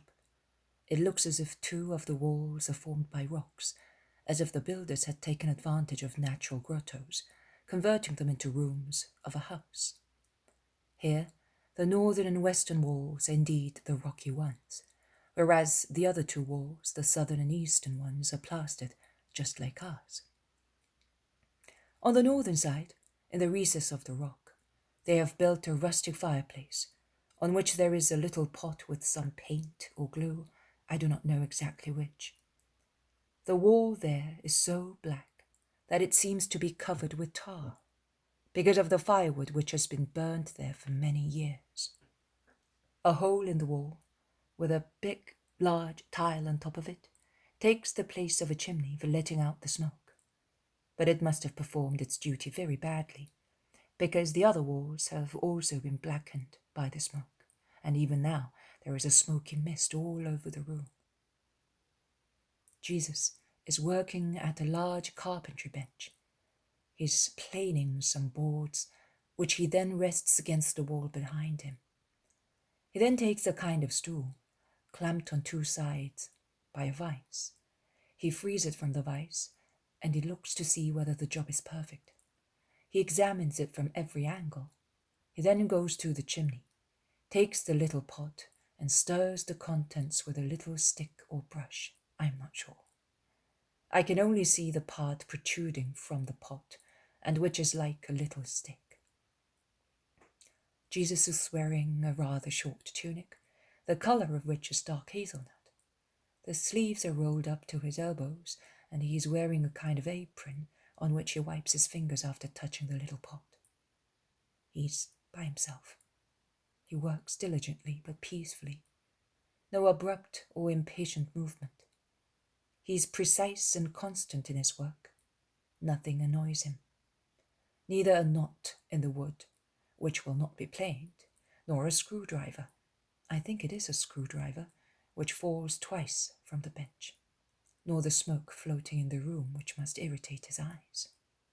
Now and again he raises his head and looks towards the southern wall, where there is a closed door, and he listens. At a certain moment, he opens a door which is on the eastern side and opens onto the road, and he looks out. I can see a small portion of the dusty little road. He seems to be waiting for someone. He then goes back to his work. He's not sad, but very serious. He closes the door again and goes back to work. While he is busy making something, which I think is part of a wheel, his mother comes in. She comes in by the southern door. She rushes toward Jesus. She's dressed in dark blue and is bareheaded. Her simple tunic is held tight at her waist by a cord of the same color. She is worried when she calls her son, and leans with both her hands on his arm in an attitude of prayer and sorrow. Jesus caresses her, passing his arm over her shoulder, and comforts her. He leaves his work, takes his apron off, and goes out with her. I suppose you would like to know the exact words they said. Very few were spoken by Mary. "Oh, Jesus, come, come, he's very ill." They are uttered with trembling lips and tears shining in her reddened and tired eyes. Jesus says only, "Mother," but that word means everything. They go into the adjoining room, full of bright sunshine coming from a door open onto the little kitchen garden, which is also full of light and green, and where doves are fluttering around near the clothes hanging out to dry and blowing in the wind. The room is poor but tidy. There is a low bed covered with small mattresses.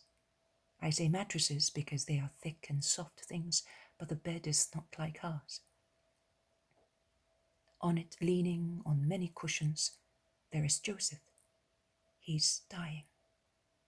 It is obvious from the livid paleness of his face, his lifeless eyes, his panting chest, and the total relaxation of all his body.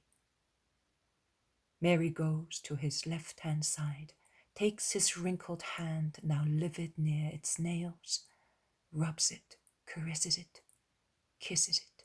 She dries with a small piece of cloth the perspiration that forms shiny lines at his temples. She wipes a glassy tear in the corner of his eye. She moistens his lips with a piece of linen dipped into a liquid which I think is white wine. Jesus goes to his right-hand side. He lifts quickly and carefully the body which is sunk.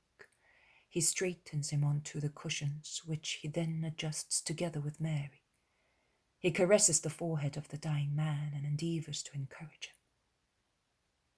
Mary is weeping softly without any noise, but she is weeping. Her large tears run down her pale cheeks, right down to her dark blue dress, and they look like bright sapphires.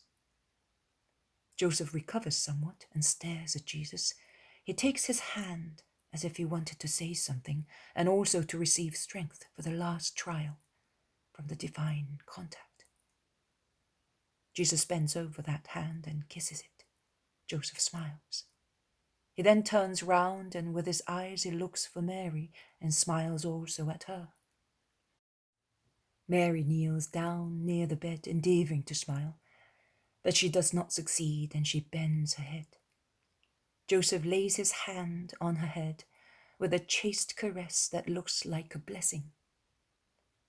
Only the fluttering and cooing of the doves, the rustling of the leaves, the warbling of the water can be heard outside, and the breathing of the dying man in the room. Jesus goes round the bed, takes a stool and makes Mary sit on it, once again calling her simply, Mother. He then goes back to his place and takes Joseph's hand into his own once again. The scene is so real that I can't help crying because of Mary's pain. Then Jesus, bending over the dying man, whispers a psalm. I know it is a psalm, but just now I cannot tell which one. It begins thus. Look after me, O Lord, because I hoped in you. In favor of his friends who live on his earth, he has accomplished all my wishes in a wonderful way. I will bless the Lord who is my adviser. The Lord is always before me. He is on my right-hand side, that I may not fall. Therefore, my heart exults and my tongue rejoices, and also my body will rest in hope.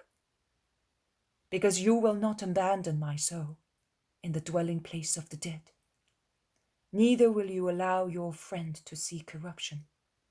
You will reveal the path of light to me, and will fill me with joy, showing me your face.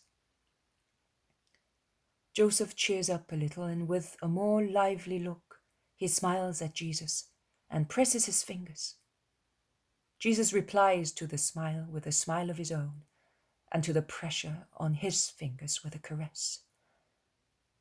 And still bending over his putative father, he goes on softly. How I love your tabernacles, O Lord. My soul yearns and pines for the courts of the Lord. Also the sparrow has found a home, and the little dove a nest for its young. I am longing for your altars, Lord. Happy those who live in your house. Happy the man who finds his strength in you. He inspired into his heart the ascents from the valley of tears to the chosen place. O Lord, hear my prayer. O God, turn your eyes and look at the face of your anointed. Joseph, sobbing, looks at Jesus and makes an effort to speak as if to bless him. But he cannot. He obviously understands, but has an impediment in his speech. But he is happy and looks at his Jesus with liveliness and trust. O Lord, goes on Jesus, you have favored your own country. You brought back the captives of Jacob.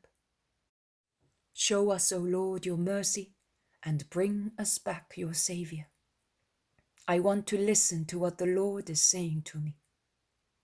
He will certainly speak of peace to his people, for his friends, and for those who convert their hearts to him. Yes, his saving help is near, and the glory will live in our country. Love and loyalty have now met. Righteousness and peace have now embraced. Loyalty reaches up from the earth, and righteousness leans down from heaven. Yes, the Lord himself bestows happiness, and our soil gives its harvest. Righteousness will always precede him, and will leave its footprints on the path. You have seen that hour, Father, and you have worked for it. You have cooperated in the formation of this hour, and the Lord will reward you for it. I am telling you, adds Jesus, wiping a tear of joy which slowly runs down Joseph's cheek. He then resumes, O Lord, remember David and all his kindness, how he swore to the Lord, I will not enter my house, nor climb into the bed of my rest, nor allow my eyes to sleep, nor give rest to my eyelids, nor peace to my temples, until I have found a place for the Lord, a home for the God of Jacob. Rise, O Lord, and come to your resting place, you and your ark of holiness. Mary understands, and she bursts into tears. May your priests vest in virtue, and your devout shout for joy, for the sake of your servant David.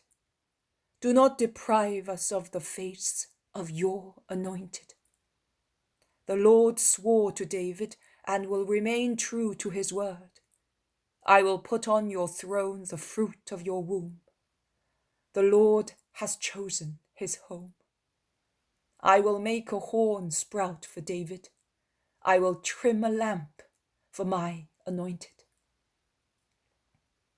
Thank you, my Father, on my behalf and on behalf of my mother. You have been a just Father to me, and the Eternal Father chose you as the guardian of his Christ and of his ark. You have been the lamp trimmed for him, and for the fruit of the holy womb you have had a loving heart. Go in peace, Father. Your widow will not be helpless. God has arranged that she must not be alone. Go peacefully to your rest, I tell you. Mary is crying with her face bent down on the blankets. They look like mantles, which are stretched on Joseph's body, which is now getting cold. Jesus hastens to comfort him because he is breathing with great difficulty and his eyes are growing dim once again. Happy the man who fears the Lord and joyfully keeps his commandments. His righteousness will last forever. For the upright he shines like a lamp in the dark. He is merciful, tender-hearted, virtuous. The just man will be remembered forever. His justice is eternal, and his power will rise and become a glory. You, Father, will have that glory. I will soon come to take you, with the patriarchs who have preceded you, to the glory which is waiting for you. May your spirit rejoice in my word. Who lives in the shelter of the Most High, lives under the protection of the God of heaven. You live there, O Father. He rescued me from the snares of fowlers and from rough words. He will cover you with his wings, and under his feathers you will find shelter. His truth will protect you like a shield, and you need not fear the terrors of night. No evil will come near you because he ordered his angels to guard you wherever you go. They will support you on their hands, so that you may not hurt your foot against stones. You will tread on lions and adders. You will trample on savage lions and dragons, because you have hoped in the Lord. He says to you, O Father, that he will free you and protect you. Because you have lifted your voice to him, he will hear you. He will be with you in your last affliction. He will glorify you after this life, showing you even now his salvation. And in future life, he will let you enter because of the Savior who is now comforting you and who very soon, oh, I repeat it, he will come very soon and hold you in his divine embrace and take you at the head of all the patriarchs, where the dwelling place has been prepared for the just man of God, who is my blessed Father. Go before me and tell the patriarchs that the Savior is in the world, and the kingdom of heaven will soon be opened to them. Go, Father. May my blessing accompany you. Jesus has raised his voice to reach the heart of Joseph, who is sinking into the mists of death. His end is impending. He is panting very painfully. Mary caresses him. Jesus sits on the edge of the little bed, embraces him, and draws to himself the dying man, who collapses and passes away peacefully. The scene is full of a solemn peace. Jesus lays the patriarch down again and embraces Mary, who at the last moment, broken-hearted, had gone near Jesus. Jesus says, I exhort all wives who are tortured by pain to imitate Mary in her widowhood, to be united to Jesus. Those who think that Mary's heart did not suffer any afflictions are mistaken. My mother did suffer, let that be known. She suffered in a holy way, because everything in her was holy, but she suffered bitterly. Those who think that Mary did not love Joseph deeply, only because he was the spouse of her soul and not of her flesh, are also mistaken. Mary did love Joseph deeply, and she devoted 30 years of faithful life to him. Joseph was her father, her spouse, her brother, her friend, her protector. Now she felt as lonely as the shoot of a vine when the tree to which it is tied is cut down. It was as if her house had been struck by thunder. It was splitting. Before, it was a unit in which the members supported one another. Now the main wall was missing, and that was the first blow to the family and the sign of the impending parting of her beloved Jesus. The will of the Eternal Father, who had asked her to be a spouse and a mother, was now imposing upon her widowhood and separation from her creature. But Mary utters, shedding tears, one of her most sublime remarks. Yes, yes, Lord, let it be done to me according to your word. And to have enough strength for that hour, she drew close to me. Mary was always united to God in the gravest hours of her life. In the temple, when she was asked to marry. At Nazareth, when she was called to maternity. Again at Nazareth, when shedding the tears of a widow. At Nazareth, in the dreadful separation of her son. And on Calvary, in the torture of seeing me die. Learn, you who are crying. Learn, you who are dying. Learn, you who are living to die. Endeavor to deserve the words I said to Joseph. They will be your peace in the struggle of death.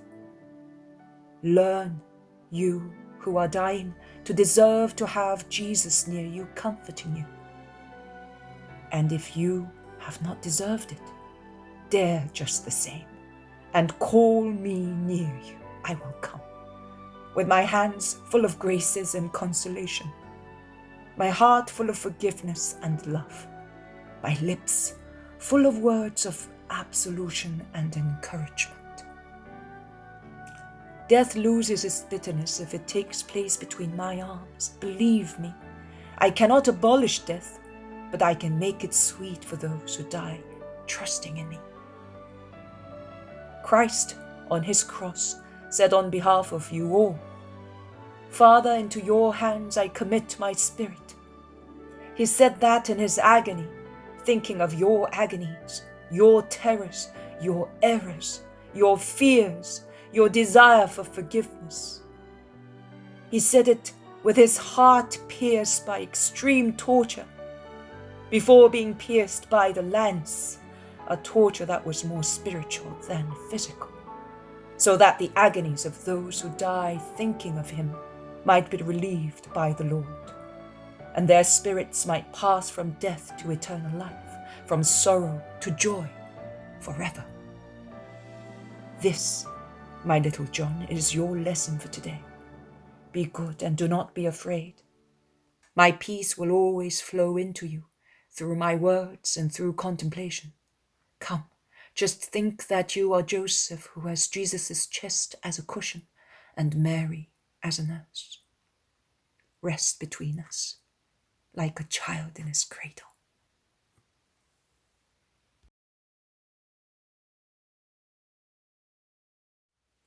The Poem of the Man God, Volume 1, Chapter 43, Conclusion of the Private Life.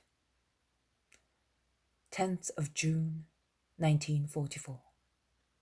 Mary says, before handing in these notebooks, I wish to add my blessing.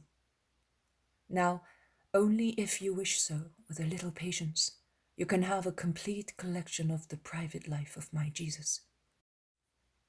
From the Annunciation to the moment that he leaves Nazareth to start his public life, you have not only the dictations, but also the illustration of the facts that accompanied the family life of Jesus.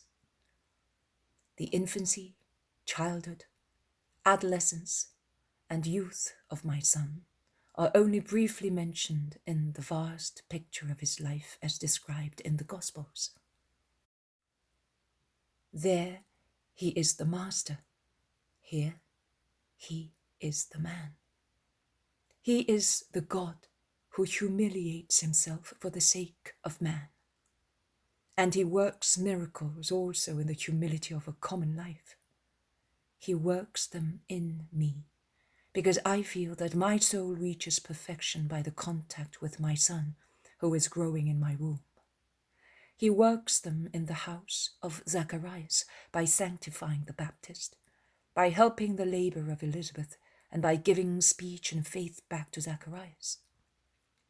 He works them in Joseph, opening his spirit to the light of such a sublime truth, which he could not understand by himself, although he was just. And after me, Joseph is the most blessed by this shower of divine gifts. Consider how much progress he makes, I mean spiritual progress, from the moment he comes into my house to the moment of the flight into Egypt. At the beginning he was but a just man of his times. Then by successive steps he becomes the just man of Christian times. He acquires faith in Christ and relies so securely on that faith that from the sentence he pronounced at the beginning of the journey from Nazareth to Bethlehem, "What shall we do?" a sentence which reveals the whole man with his human fears and his human worries, he passes on to hope. In the grotto, before the birth, he says, "It will be better tomorrow."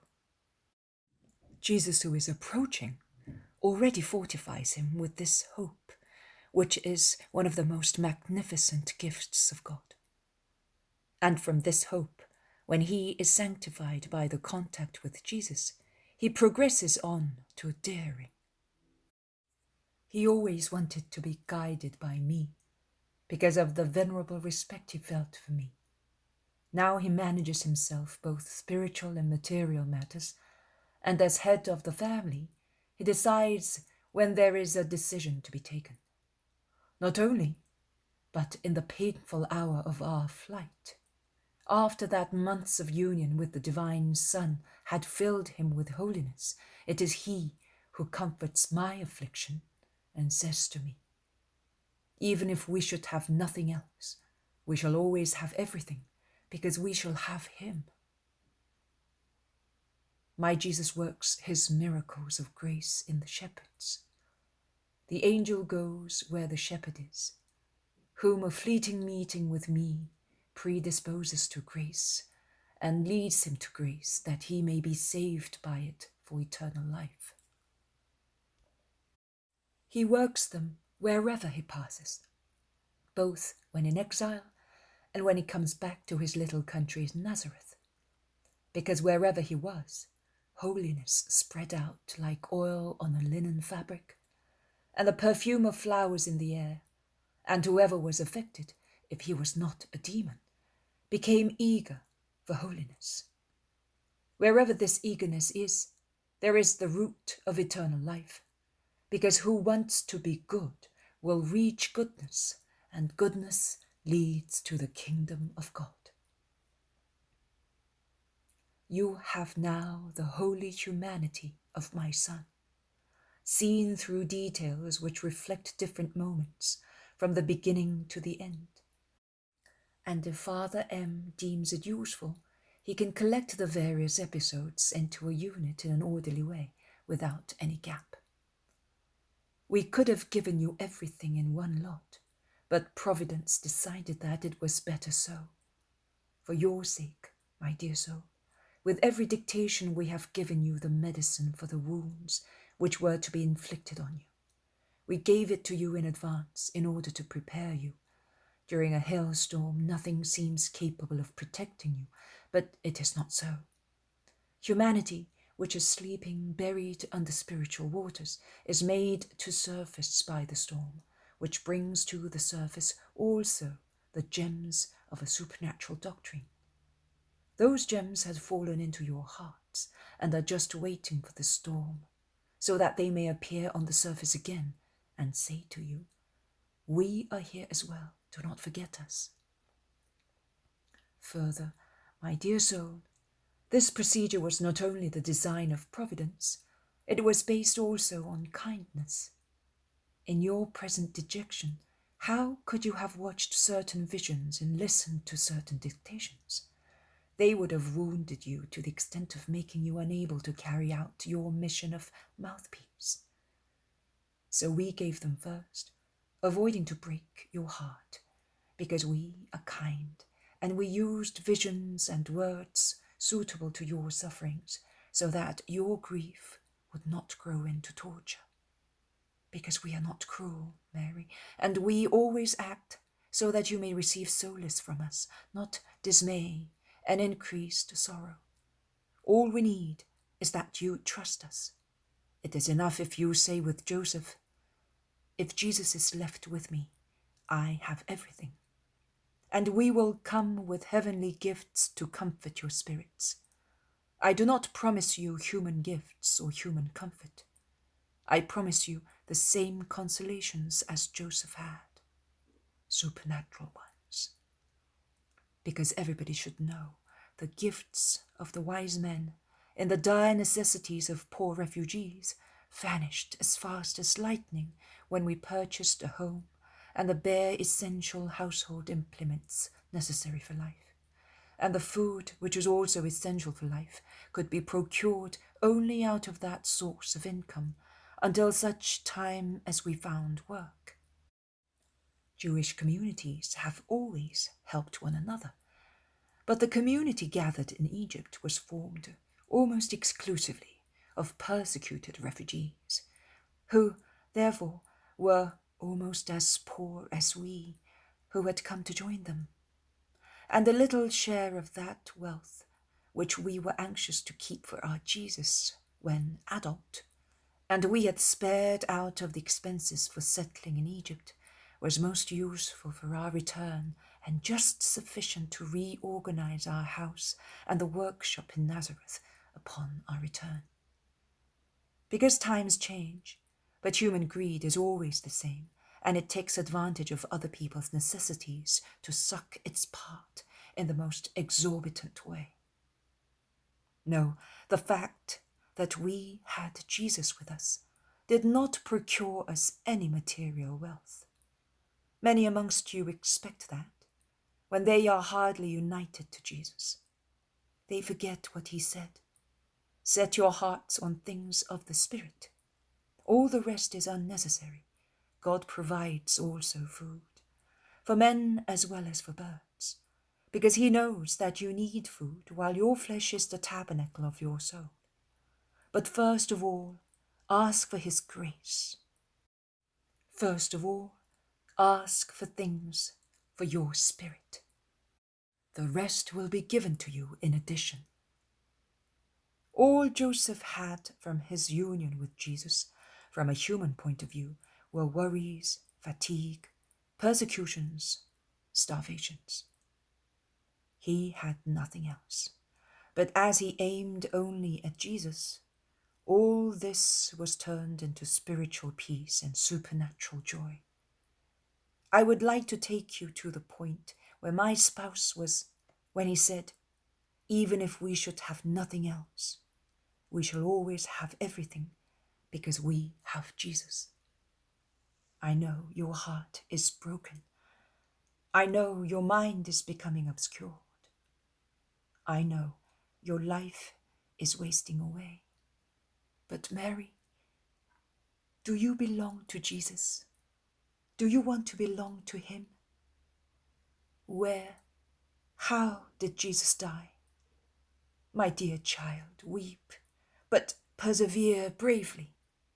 Martyrdom does not consist of the form of torture, but in the constancy with which the martyr endures it. Thus, death from a weapon is martyrdom, and likewise moral grief is martyrdom, if it is suffered for the same purpose. You are suffering for my son's sake.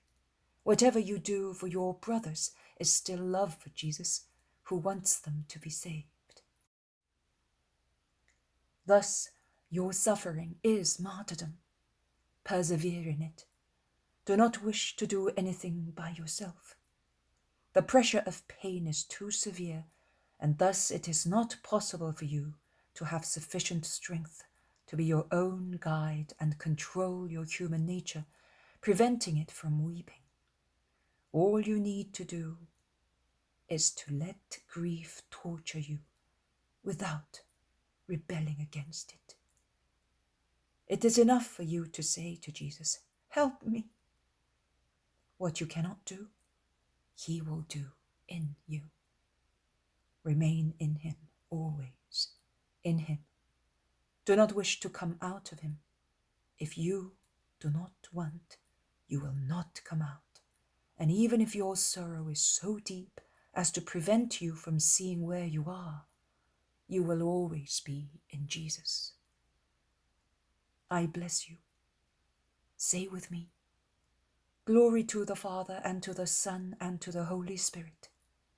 Let it always be your cry, until you will repeat it in heaven. May the grace of the Lord always be with you.